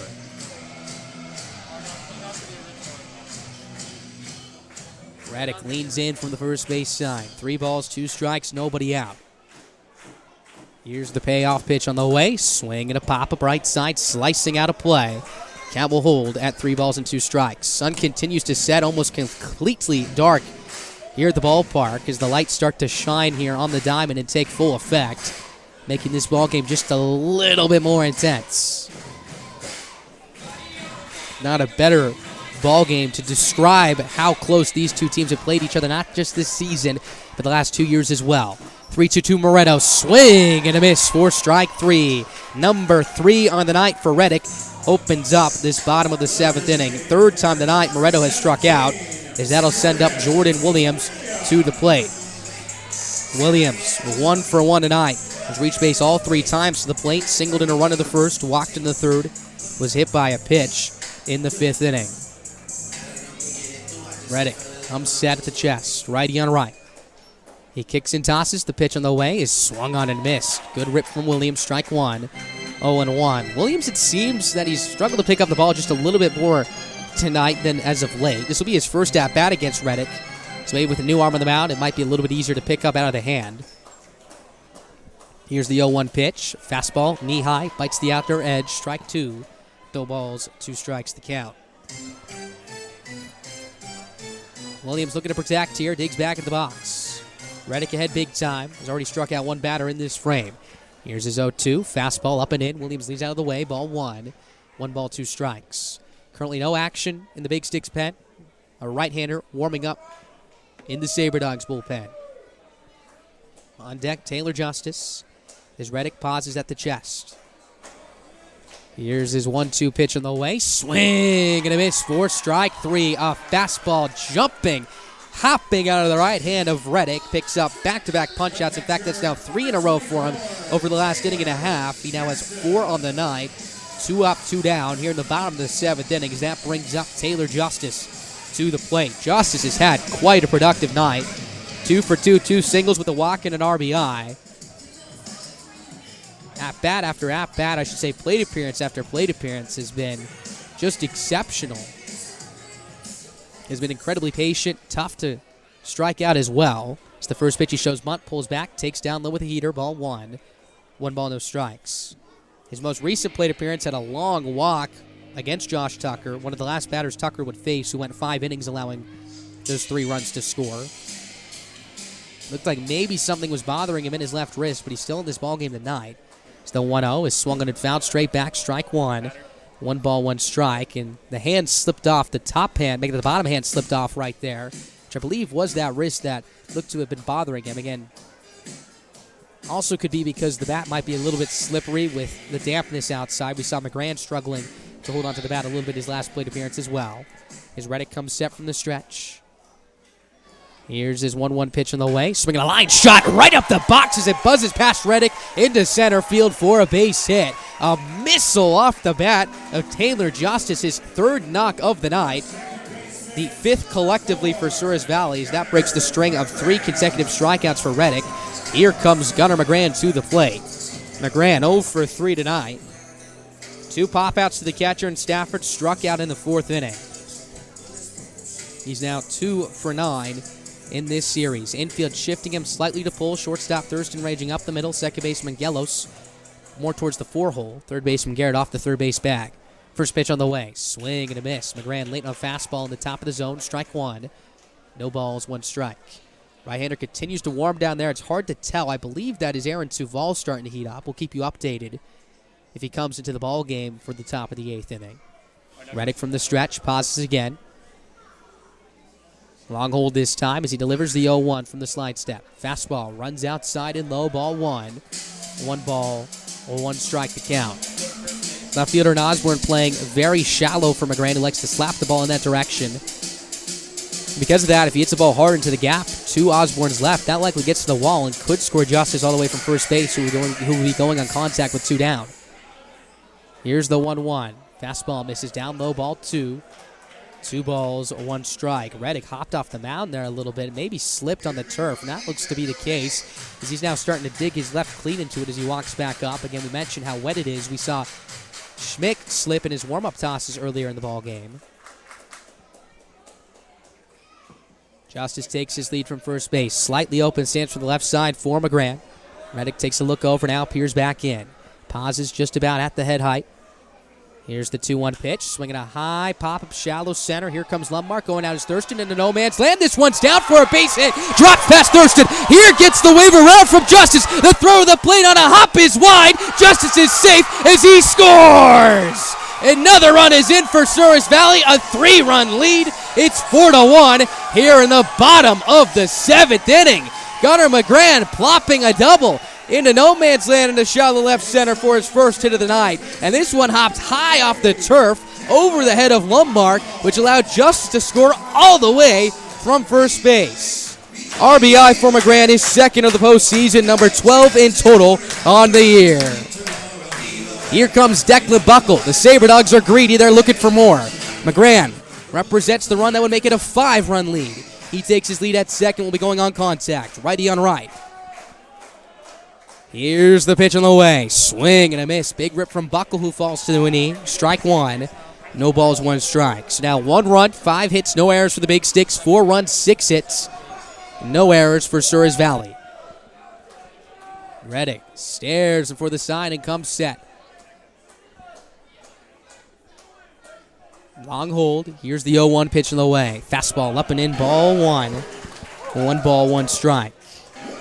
So inning started with back-to-back strikeouts from Moretto and Williams. It's taken a turn. A single to Justice, and then an RBI bloop double from Gunnar McGran. His second extra base hit of the series as well.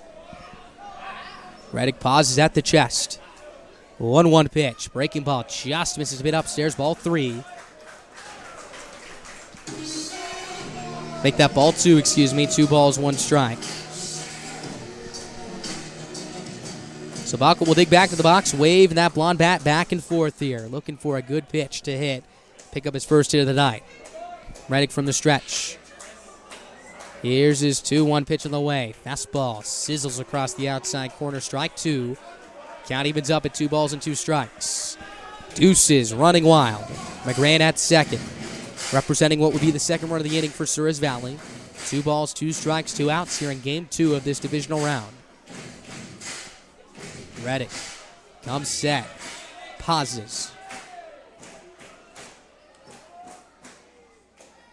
Here's the 2-2 on the way. Swing and a miss. 4 strike 3 as Reddick gets out of this jam, allowing just 1 run. He strikes out the side, his 5th punch out of the night. All 3 were swinging in this frame, but the Sabre Dogs pick up a run on 2 hits, no errors, 1 runner left on, thanks to the RBI double from Gunnar McGran to bring home Taylor Justice all the way from first base.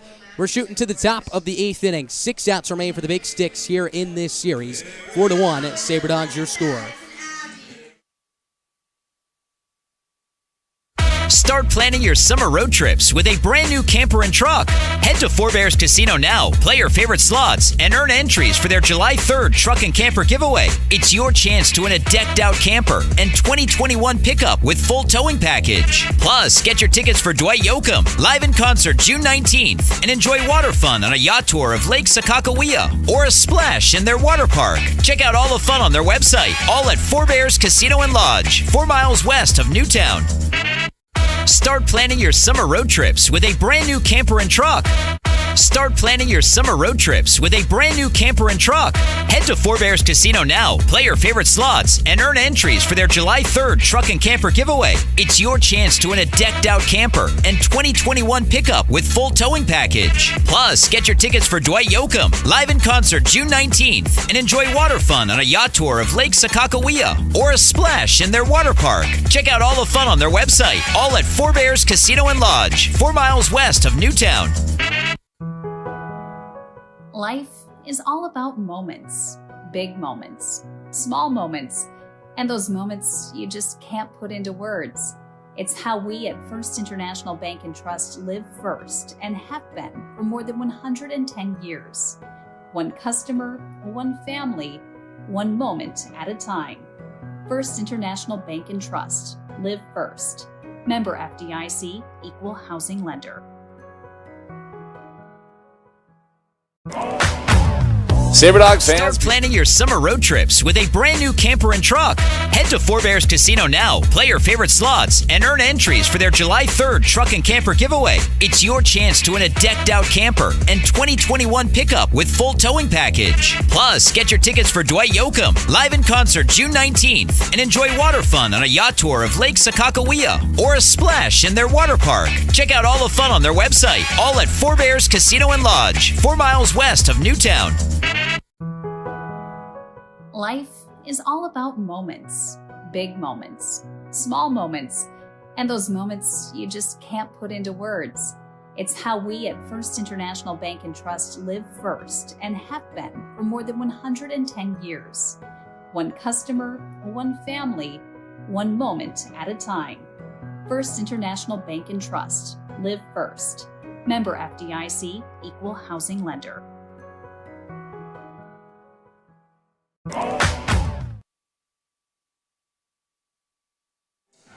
Top half of the 8th inning. Game 2 of this best-of-3 series. The Sabre Dogs 6 outs away from punching a ticket to the championship series. Cannon Morrow on the mound to face Wyatt Setian. His first pitch is up and in with a fastball for ball 1. 1 ball, no strikes. Morrow, this will be his 13th outing of the year, 6th outing in relief. 6-3 record with a 6.69 ERA. 41 strikeouts to 35 walks and 41 2/3 of an innings worked. The 1-0, breaking ball, down away ball 2. 2 balls, no strikes. Power against power here. Morrow with an electric heater. Said we saw it just his last at-bat.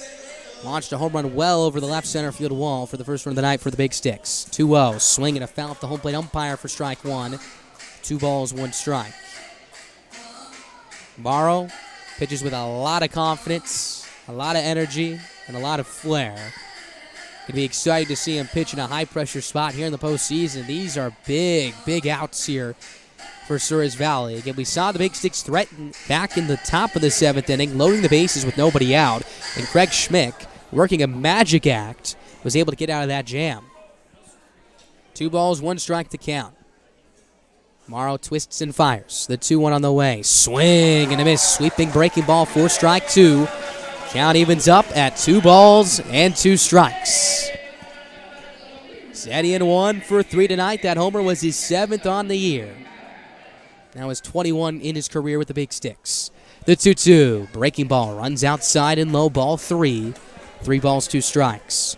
Morrow's last outing came against the Horseds on August 3rd. Tossed 2 innings, allowed 2 runs. Just 1 of them were earned. 2 hits, 3 walks, and 3 strikeouts. Morrow winds and fires. The payoff pitch. Fastball taken down low, 4 ball 4. A very encouraging start here for the Big Sticks. Once again, we'll bring the tying run to the plate now in the hands of Carson Lundmark. Remember, the last inning started with a double from Sanders, then back-to-back walks, which loaded the bases. Then the top of the order came up, and Schmick was able to get a strikeout, a ground out, and a fly out to center to get out of the inning unscathed. And then Souris Valley would come back in the bottom half of the 7th inning and drive in another run of assurance on the RBI double off the bat of Gunnar McGran. So here's Carson Lundmark. Double play. Very much needed here from Morrow. First pitch, fastball, down and in ball 1. 1 ball, no strikes. Looks like there's a little bit of action in the Sabre Dogs bullpen. Someone starting to get warmed up, but no one currently tossing on the bullpen, just stretching. So the 1-0 is a fastball that clips the outer edge. Strike 1. 1 ball, 1 strike. Joe Osborne, the left fielder, on deck. Then Chewy Sanders. Morrow, these are the situations he's comfortable with. Again, over at Paris Junior College, was pitching in late game situations out of the relief. So the 1-1 is swung on and missed. Strike 2. 1 ball, 2 strikes. 6 feet tall, 205 pounds, out of Sulphur, Louisiana. Finding his way to Minot, North Dakota for the summer. Pitching in big spots left and right, both in the starting role and in the relief role. Time now called as Lundmark steps out of the box here. One of the handful of players that actually has stayed on this roster for the entirety of the year, all the way on May 25th on opening day, here to August 10th, game 2 of the postseason. The 1-2 to Lundmark. Swing and a miss for strike 3. Fastball top of the zone, maybe a little bit up and out as Morrow climbs the ladder. A strikeout for Lundmark, the second time he's been cut down swinging tonight. First punch out and first out recorded by Morrow of the evening as the Big Sticks now have 5 outs to work with as we sit with 1 down near the top of the 8th. Here's Joe Osborne, the left fielder, to the plate. Osborne 0 for 3 tonight. Lined out to the third base Moretto to end the 6th. First pitch. Fastball just misses a bit inside, ball 1. 1 ball, no strikes. Morrow really wanted that one right there. You could see him cock his head to the left after getting the ball back from the catcher in Justice. So he'll step off the mound, readjust his grip here. Double play in order. Middle infielder shortstop Cooper and the second baseman McGran pinched up the middle. Setian takes his lead from first. Righty on right. The 1-0. Fastball down away ball 2. 2 balls, no strikes. For the Sabre Dogs in the bottom half, make that the bottom half of the 8th inning. They'll send up 8, 9, and 1. Breedwell, Anderson, and Cooper. Got an update out of Western Nebraska. The Pioneers have taken a 1-0 lead over the Sasquatch in the top of the 8th. So the next pitch is down the way, ball 3. 3 balls, no strikes. So if the Pioneers can hold on to that lead, they would force a deciding Game 3 tomorrow, which is good news for the Sabre Dogs, especially if they can win tonight. It would force both teams to use their arms, and they'd get 1 less day off. 3-0, fastball, knee high, strike 1. 3-1. Osborne, who left the yard 11 times this year, in fact, has the most out of all the starting 9 big sticks in tonight's lineup, represents runs number 2 and 3 at the plate. SaberDogs up by 3, 4-1.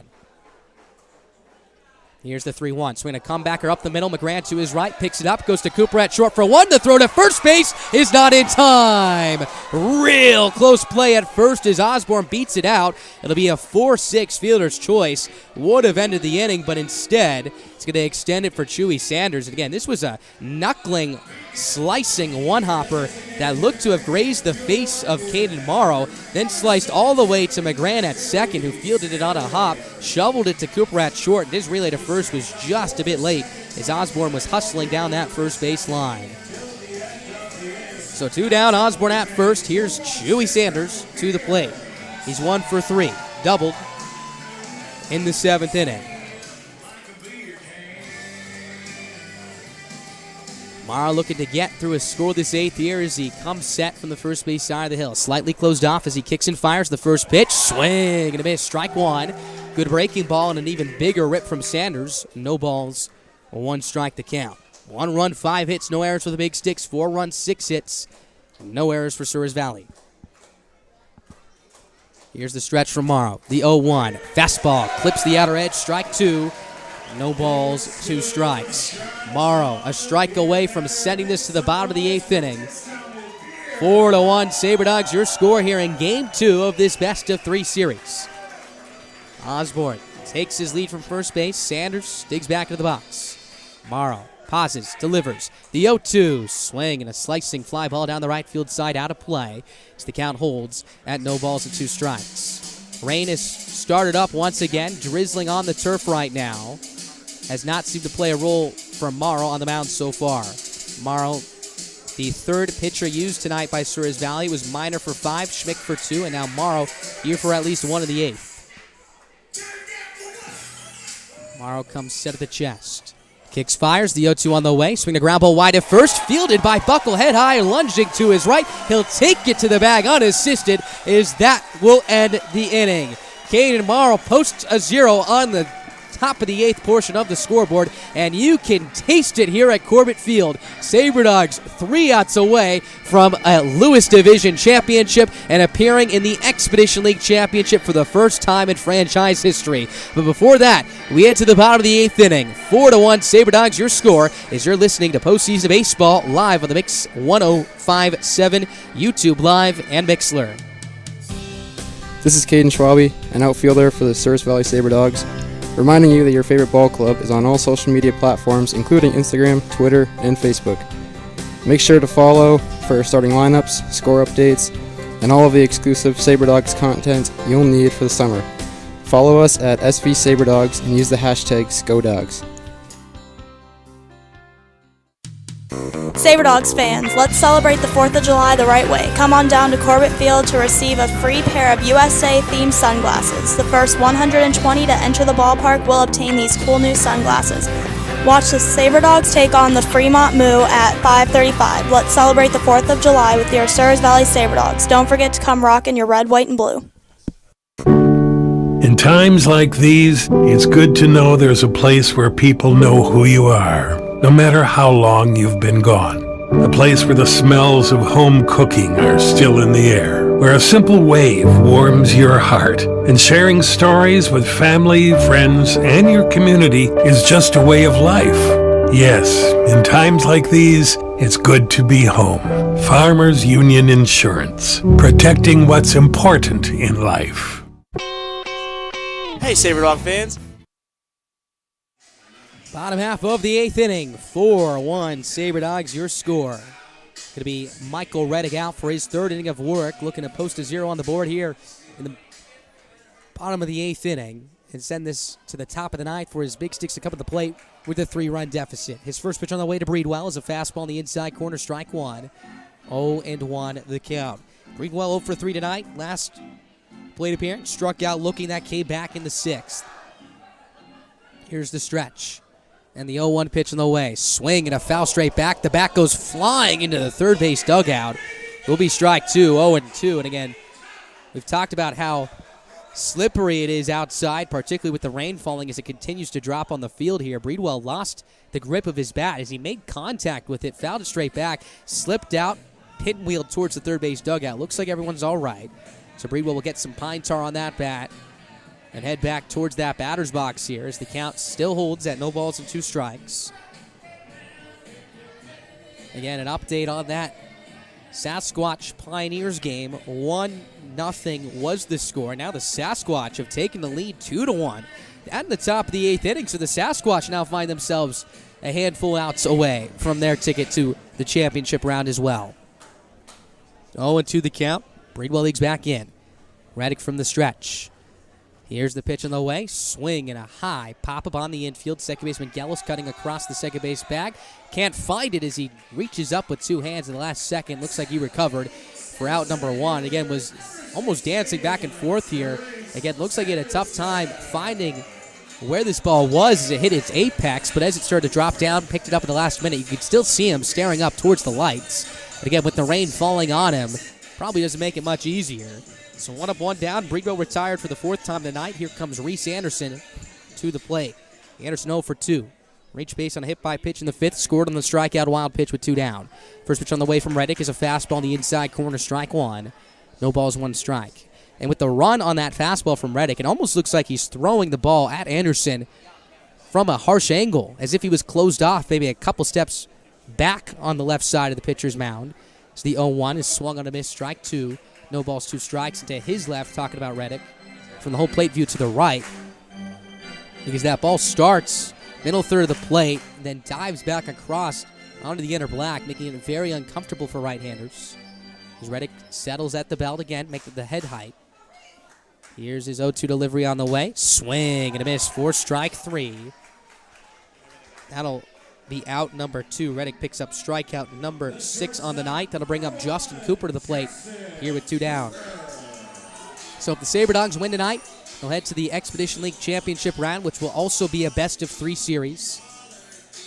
Because the Sabre Dogs had the best record in the Expedition League, whether the Sasquatch or Pioneers win, Souris Valley will have home field advantage. Game 1 will be on the road. Games 2 and 3 will be here at Corbett Field.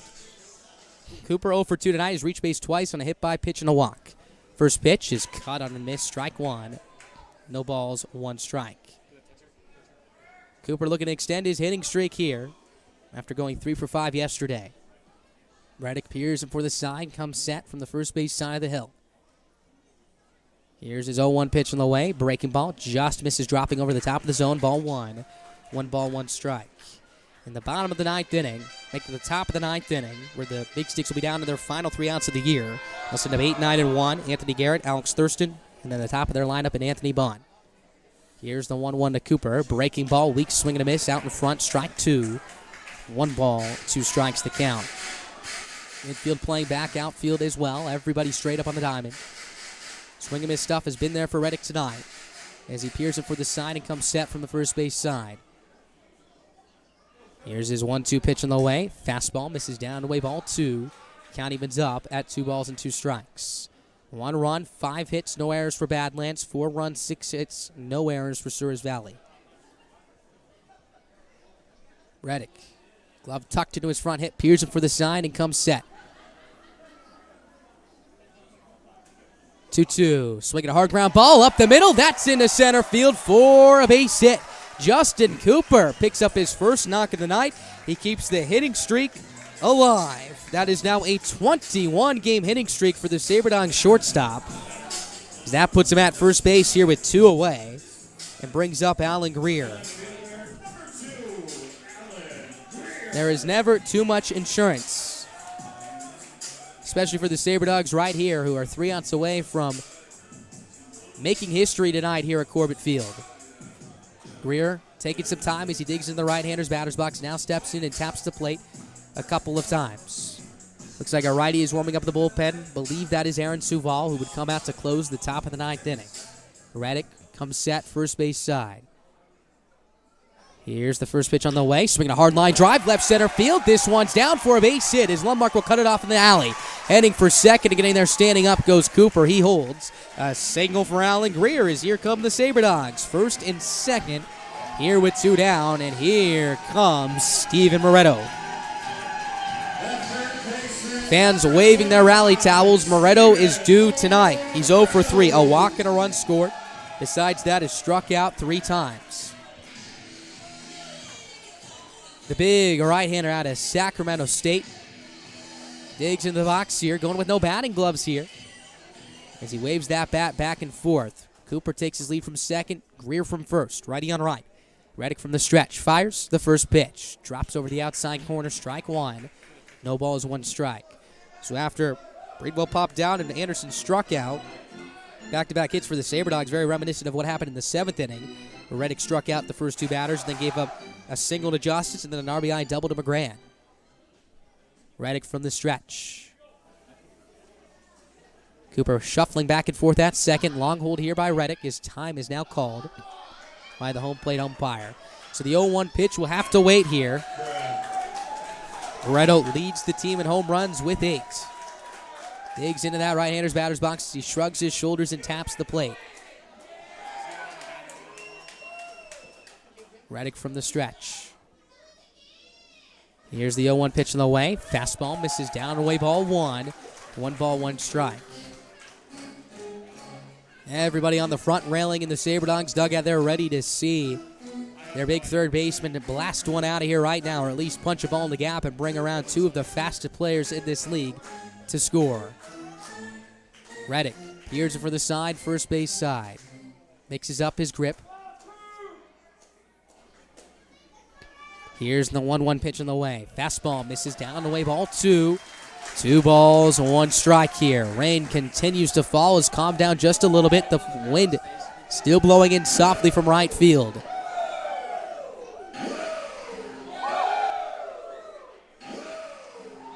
(4-1) Sabre Dogs, your score, bottom of the 8th inning, first and second, 2 down. Reddick from the stretch. Here's his 2-1 pitch in the way. Swing and a miss. Good fastball with some arm side run. Tied up Moretto and Knotts. Strike 2, 2 balls, 2 strikes. He now walks out of the third base batter's box, makes eye contact with his third base coach, Alex Miklos. Now eye contact with the barrel of his bat as he digs back in here. Runners ready to go here. Ready to turn on those turbo jets as Moretto taps the plate, digs back into that box. Reddick comes set again.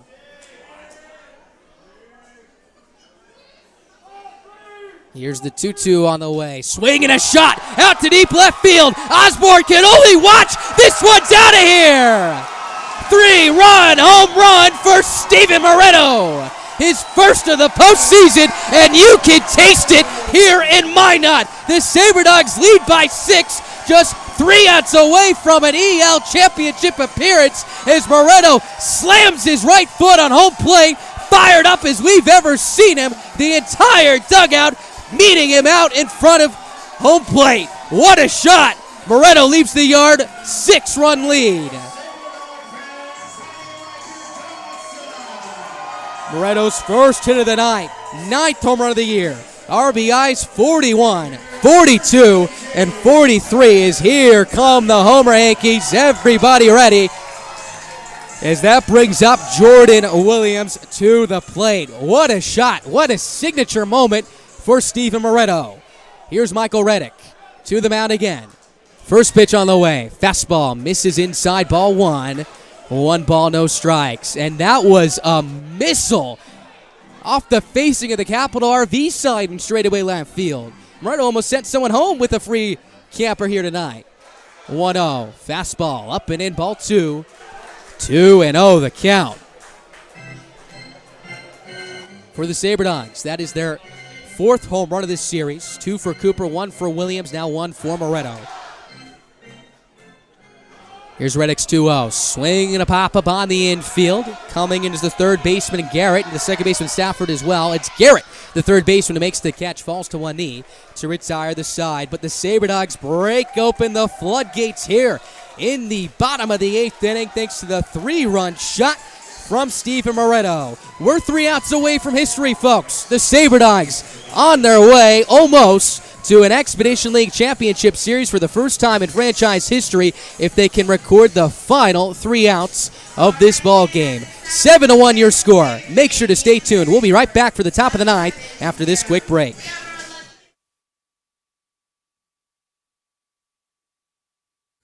Start planning your summer road trips with a brand new camper and truck. Head to Four Bears Casino now, play your favorite slots, and earn entries for their July 3rd truck and camper giveaway. It's your chance to win a decked out camper and 2021 pickup with full towing package. Plus, get your tickets for Dwight Yoakam live in concert June 19th and enjoy water fun on a yacht tour of Lake Sakakawea or a splash in their water park. Check out all the fun on their website, all at Four Bears Casino and Lodge, 4 miles west of Newtown.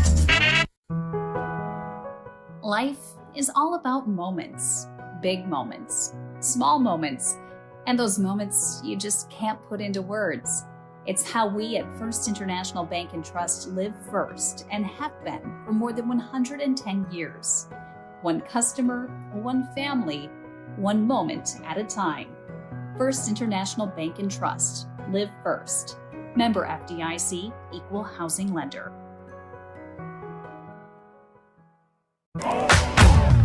Start planning your summer road trips with a brand new camper and truck. Head to Four Bears Casino now, play your favorite slots, and earn entries for their July 3rd truck and camper giveaway. It's your chance to win a decked out camper and 2021 pickup with full towing package. Plus, get your tickets for Dwight Yoakam live in concert June 19th and enjoy water fun on a yacht tour of Lake Sakakawea or a splash in their water park. Check out all the fun on their website, all at Four Bears Casino and Lodge. Top of the ninth inning. Welcome back. Sabre Dogs 3 outs away, and there's a lot of comfort here at the ballpark thanks to that man you see on the screen in Steven Moretto. A 3-run blast, his 9th of the season, first of the postseason. Gives the Sabre Dogs a 7-1 lead. They are 3 outs away. Here's Caden Morrow out for his second inning of work.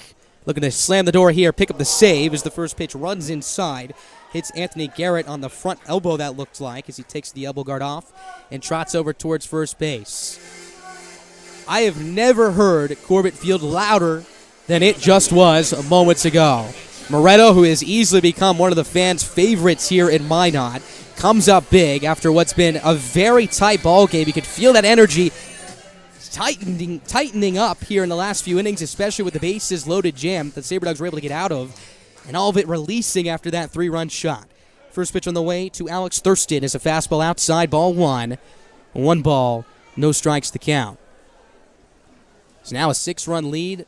Quite a cushion for Morrow here. Thurston 1 for 2 tonight with a double and a walk. Next pitch, fastball over the heart of the plate, strike 1. 1-1. Is they're going to call a balk now on the play, so no pitch will be counted here, as Garrett will trot over towards second base, standing up. Moretto, we talked about it earlier in the ball game, got fired up as he came around to score on the Justice RBI single. Was even more fired up, as you could imagine, on that home run right there, as he was jogging around third base, pounding his chest, screaming towards his teammates, and then like superhero slammed on home plate as the next pitch is swung and a miss, strike 1. 1 ball, 1 strike. Now he's over at third base, looks to have calmed down just a little bit as he chats with the third base coach for the Big Sticks, but you got to imagine that heartbeat is ticking up right now. Morrow from the stretch. Here's his 1-1 pitch. Swing and a miss, strike 2. 1 ball, 2 strikes. Morrow tossed a scoreless 8th inning where he struck out Lundmark. Did walk the first batter he faced in Setium, but was able to get out of that jam. For the Sabre Dogs, 2 in the first, 1 in the 6th, 1 in the 7th, and 3 in the 8th. Morrow comes set, first base side. Here's the 1-2 on the way. Swing and a miss, strike 1. Make that strike 3, out number 1 here in the top of the 9th inning. Strikeout number 2 for Morrow. High heater up and in, as that'll bring up Austin Bunn, the right fielder, to the plate here. The Sabre Dogs now 2 outs away. Bunn 0 for 3, line to left in the first, flew to left in the 5th. Struck out looking in the 7th. Righty on right. Morrow from the stretch. First pitch. Swing and a foul. Straight back. Strike 1. No balls. 1 strike to count. 1 run, 5 hits, no errors for the Big Sticks. 7 runs, 9 hits, no errors for the Sabre Dogs. Morrow looking to pick up the back ending of this ball game. And you got to imagine that Sabre Dogs first base dugout is ready to sprint out onto the field and meet him over at the pitcher's mound if they can close this one out. Morrow kicks and fires the 0-1 pitch. Swinging a pop up right side, slicing out of play, strike 2. No balls, 2 strikes. Sabre Dogs came into this postseason series having never won a postseason game. They checked that box yesterday. They came into this series also never having advanced in a postseason series. They could check that box here with 2 more outs. Morrow from the first base side, peers in for the sign. Settles on 2 feet at the chest. Here's his 0-2 pitch on the way. Fastball misses upstairs, ball 1. 1 ball, 2 strikes the count.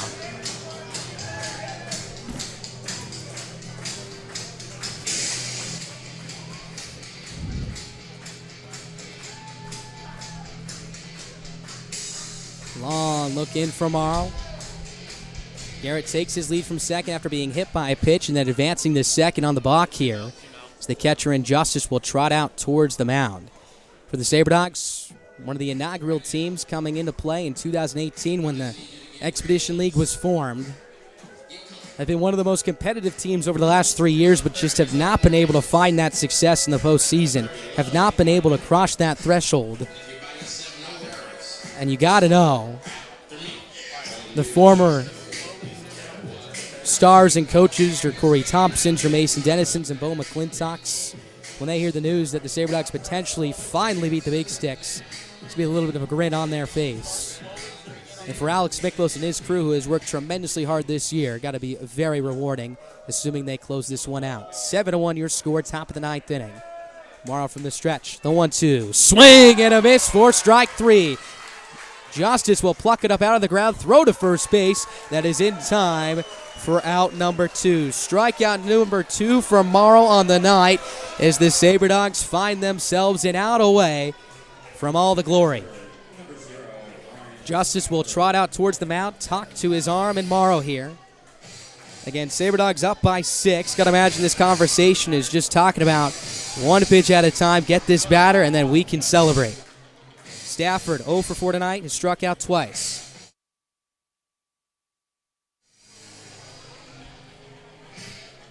(7-1) Souris Valley, top of the 9th inning.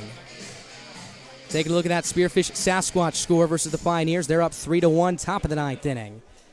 They're also 3 outs away from their championship bid. First pitch, fastball taken up, stairs ball 1. 1 ball, no strikes. This ball game started with Minor. They passed it off to Schmidt, and now Morrow. Stafford digs back in the box. Morrow from the stretch. 1-0, swing and a pop-up straight back out of play. Strike 1. 1 ball, 1 strike. You can smell it here at the ballpark. You can taste it. You can hear it in the distance. SaberDogs an out away from a Lewis Division championship for the first time in franchise history. Morrow from the stretch, the 1-1. Fastball at the knees, strike 2. 1 ball, 2 strikes, and they are a strike away here at Corbett Field. Everybody waving their towels, rising to their feet. Caden Morrow, who's been here since day 1, looking to put the finishing touches on one of the biggest games of the year.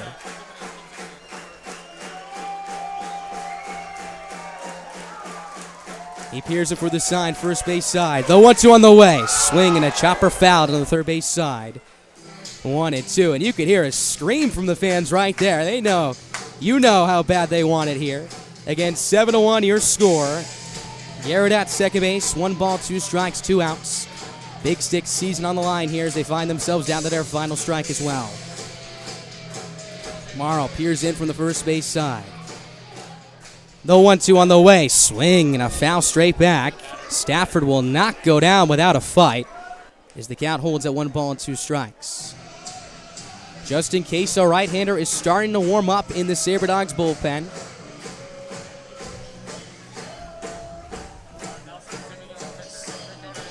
Garrett takes a walking lead from second base. Morrow tilts it for the sign. Ball in his right, glove in his left. Gets the sign from Justice as they come in agreement. He pauses. The 1-2 again. Swing and another chopper foul towards the third base dugout. Garrett continues to battle here as the count holds at 1 ball and 2 strikes.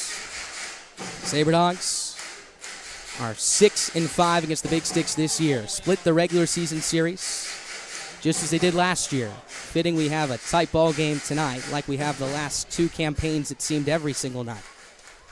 The 1-2 on the way. Swing and a pop-up right side, slicing out of play. Count remains at 1-2, and for the last 1 to 2 minutes, there has not been a single human being sitting down, whether they're wearing the Big Sticks red or the Sabre Dogs blue. A long time in the waiting for this one. 4 years here in Minot. Sabre Dogs, if they can punch the ticket, would have home field advantage as well, would host games 2 and 3 if necessary. Morrow trying to punch that ticket right here. He's set. Kicks, fires. The 1-2 swing and a miss. There it is. Caden Morrow slams the door on the Lewis Division Championship. Is championship baseball will be played for the first time in the Magic City in Expedition League history. The Dogs protect the house, win it 7-1, and sweep the Badlands Big Sticks here in the divisional playoff. What a ball game. What a series. 22 combined runs for Souris Valley just compared to 2 combined runs for the Big Sticks as they piece together 2 explosive wins in the last 2 nights as they will face the winner of the Sasquatch Pioneer Series on this weekend, Friday, Saturday, and Sunday for their first ever championship round in franchise history.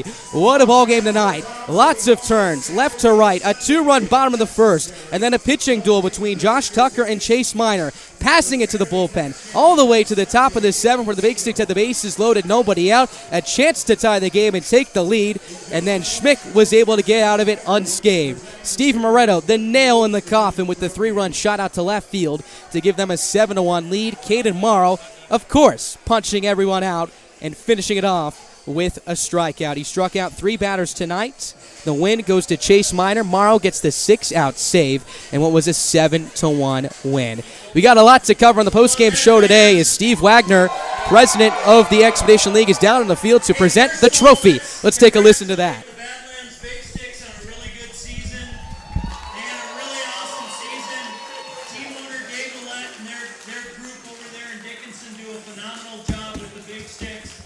Congrats on a good season, you guys. Billy, good job, you guys. All right, Sabre Dogs fans, let's hear it.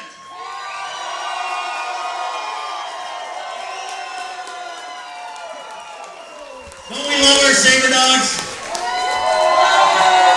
All right, so Alex and Ben and Mike, you guys did a great job this year.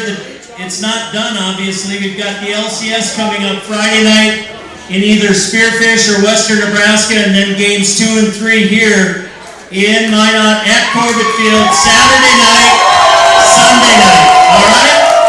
But great job, you guys. Enjoy this and prepare for the LCS. Congratulations. Here you go. Congrats.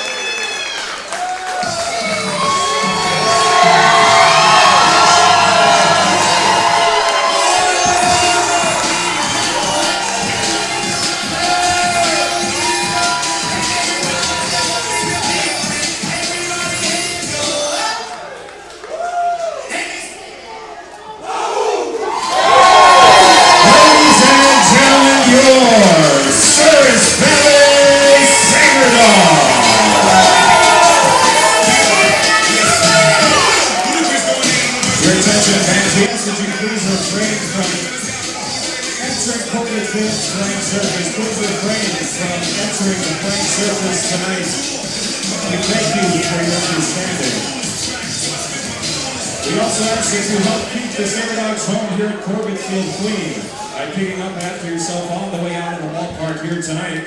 We will see you back here Saturday and Sunday night, and as always, go Dogs!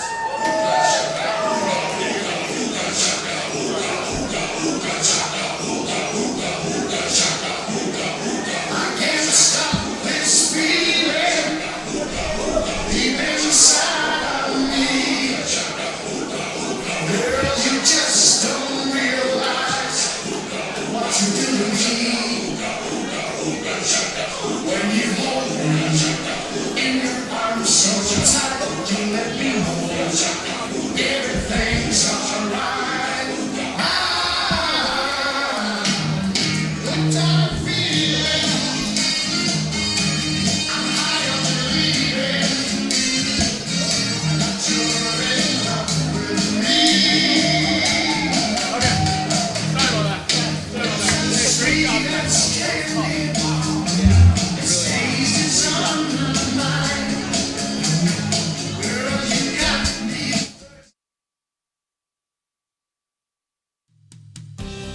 This is Caden Schwabe, an outfielder for the Souris Valley Sabre Dogs, reminding you that your favorite ball club is on all social media platforms, including Instagram, Twitter, and Facebook.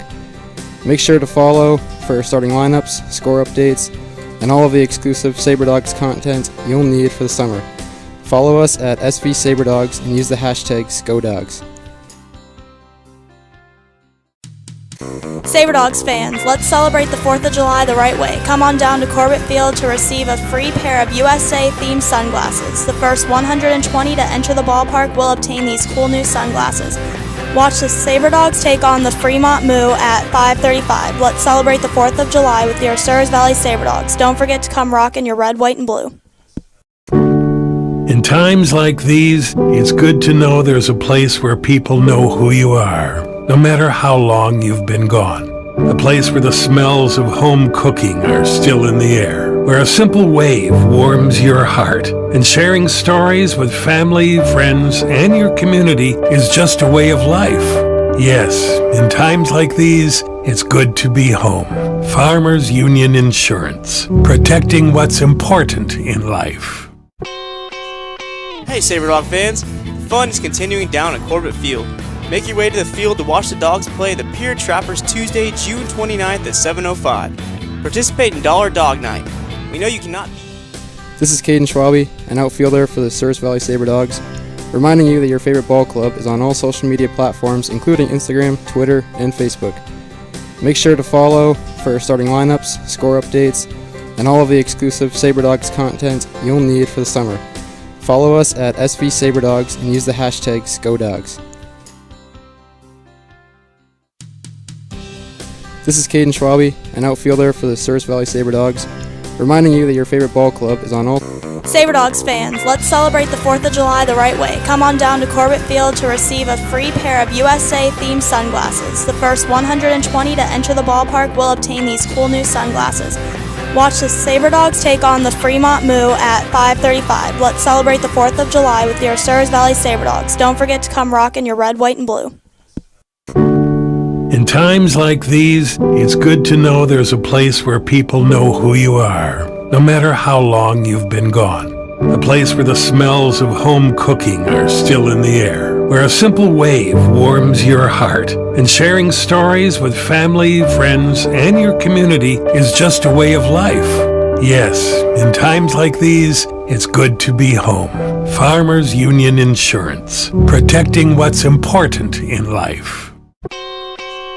Hey Sabre Dog fans, fun is continuing down at Corbett Field. Make your way to the field to watch the Dogs play the Pier Trappers Tuesday, June 29th at 7:05. Participate in Dollar Dog Night. We know you cannot beat this deal with dollar dogs and watching your favorite ball club. Nothing is better. So see you there fans, Corbett Field 7:05, dollar hot dogs on June 29th. I was only buzzed. I was fine. There are all kinds of excuses people make for driving impaired. It was a prescription. I had to take it. Just a joint. It was just one or two, I don't know. I swear, I was fine. Nobody should get seriously hurt or die because of an impaired driver, and no excuse can bring them back. Always drive sober or find a sober ride. Buzz driving is drunk driving. Brought to you by the North Dakota Department of Transportation through Vision Zero. Did you know most motor vehicle crash fatalities could be prevented by wearing a seatbelt? Make sure in your vehicle you're always buckled up. We share the responsibility to reach the goal of Vision Zero. Zero fatalities, zero excuses. An alcohol-related crash will probably happen in North Dakota today, and another will happen tonight. Still, it's pretty common to hear people making light of it like it's no big deal. We can try to laugh it off, but it keeps happening over and over. Impaired driving isn't funny. Always drive sober or find a sober ride. Buzz driving is drunk driving. Brought to you by the North Dakota Department of Transportation through Vision Zero. This is Ethan Moore for the Souris Valley Sabre Dogs, reminding you that your favorite ball club is on all social media platforms, including Instagram, Twitter, and Facebook. Make sure to follow for starting lineups, score updates, and all our exclusive Sabre Dogs content you'll need this summer. Follow us at SV Sabre Dogs and use the hashtag SCODogs. Saturday, July 3rd will be Ballpark Time Machine at Corbett Field. your Sabre Dogs will be hosting an 80s theme night. So break out that neon and those scrunchies and come wear. Welcome back to Corbett Field here, not with the player of the game, but the coach of the game, Alex Miklas, the head coach for your Souris Valley Sabre Dogs. Your head coach for the Lewis champion Souris Valley Sabre Dogs. Alex, just what are the emotions running through your mind right now? How does this feel winning the Lewis Division Championship, the first in Sabre Dogs history? It feels good, man. I mean, it's especially with the way that game ended, there's a lot of excitement. There's a lot of work that goes into this for a lot of the year, so it just feels really good. I'm really excited for our guys. It's easy to cheer for these type of guys and get behind these types of guys. It's a long summer. They're still here. They're having a ton of fun. They're grinding it out, and they're making the most of it, obviously. So it's just I'm enjoying just standing down there and watching these guys do their thing. It feels really good. Absolutely, and I know how much work you've put in. You were telling me ever since January, really trying to construct this roster, and then obviously in the middle of the season having to still recruit guys until the very deadline. How satisfying is it now that you've been able to create so much depth on this ball club and allow it to stay alive here in the back end of this ball game, and not just beat the big sticks, but beat them in incredibly convincing fashion? Yeah, I mean, since I accepted the job, I think back in early October, we've been recruiting pretty much nonstop. I think total this year we've maybe had 45 to 50 guys that have been on the active roster at any given time or throughout the year, total guys. So, again, credit to the guys that are still here, grinding it out, making the most of the opportunity and dominating it. So it's been a lot of fun. I mean, we got certain guys on the team that have stepped up in the leadership roles. We got a lot of young guys that are here developing and playing in these types of games for the first time. So we've got a great mix of guys. We've got Alan Greer, Justin Cooper, who were here last year, kind of leading the charge, and Steven Moretto, who came in, and we were fortunate to have Steve, and being an older guy and obviously a huge presence in the middle of our lineup and a great leader, a guy who plays really hard, has a lot of fun doing it, and kind of sets the tone for our guys. And when you have leaders like that, it makes my job extremely easy. It makes Ben and Mike's job extremely easy, and we can kind of just put guys in positions to succeed and let them go out there and have a lot of fun, and it's enjoyable to watch. No doubt. You speak about Steve Moretto. How about that blast out to left field? Not only has he been a leader in the clubhouse, but also making things happen on the field as well. Yeah, I'd be lying. If I had a home run card, I would have played it for that at bat. We kind of noticed early on how they were attacking our hitters, a lot of inside fastballs, and there's only so many inside fastballs you're going to sneak by Steven Moretto, and it just seems like he comes up in a big spot there, and older guy, like I said, a leader for our team, an energy guy for our team. I was almost expecting it to happen. Very optimistic it was going to happen. Absolutely. And obviously, they tied him up on an inside fastball there, and I told my head, and I just said, don't try that again, and they did, and he got a good swing off, fortunately. So there's been a lot of exciting moments this summer. That might have been the most exciting. No doubt about that. And then the pitching side of things as well. I know you guys were shorter on the pitching side of things the last couple of weeks. Chase Miner stepping up big time. Schmidt stepping up big time the last couple of weeks here. Piecing together a big win after we saw Parkers throw 7 innings yesterday. How nice is it that you have so many guys here late that you're comfortable with putting in high leverage situations? Yeah, I mean, that was kind of our big question mark. We felt really good about the lineup kind of coming into the postseason and what we'd be able to do offensively. And, we feel really good about the guys we have here on the mound. We just knew that there were going to be some guys that needed to step up, and we're going to need to get good versions of each guy. And Dom set the tone last night. Obviously, we scored a lot of runs offensively. It gave Dom a little bit of breathing room and allowed him to be really aggressive, and he gave us seven innings of one-hit ball, and that was huge, and we didn't have to burn much of our bullpen last night, getting 2 innings out of Birdie and with giving up 1 hit as well. And then, like you said, Chase was a late add here late in the season. We got him in just before the deadline. And, I mean, he's been solid. We've been building him up here the last few weeks, and he gave us, I think, 5 strong tonight, 5 scoreless innings. And Schmick, again, another late ad guy, a Minot guy, but an older guy, an experienced guy, a guy that knows how to compete. And you saw it tonight. He got himself into a little bit of a jam there with the bases loaded, nobody out. Went out for a brief meeting, and he shut it down. No runs, and we got out of that one. That was a huge moment. That was a turning point in the game, I thought. A huge momentum opportunity for them to kind of get back into that game, and Schmick shut it down. So Kane and Morrow, he's got another guy. He's done a lot of different things for us this year. He's started for us. He's been in middle relief for us. He's closed games for us. Tonight you saw him at the end of the game, and I told him before the game today, I don't know how we're going to use it yet. I'm like, you might be a bridge guy tonight to Suval. You might start tomorrow, depending how the game goes tonight. I said, just be prepared. And credit to him, he's mentally ready to go at any time. He loves to compete, and he did a great job tonight. Absolutely. Once again, head coach of your Souris Valley Sabre Dogs, the head coach of the Lewis Division champion Souris Valley Sabre Dogs. First time you can say that in Sabre Dogs franchise history. Alex, thank you so much. Tremendous work, and I'm sure you're excited to get back to work this weekend for the championship round. That will be broadcasted live on Mixer on Friday. The winner of the Sasquatch and Pioneers game will be the opponent for the Sabre Dogs in that series. Games 2 and 3, if necessary, will be here at Corbett Field Live on YouTube Live as well. For everyone at the Sabre Dogs, we thank you so much for tuning in tonight. We'll catch you this Friday for Game 1 of the championship series. 2 more.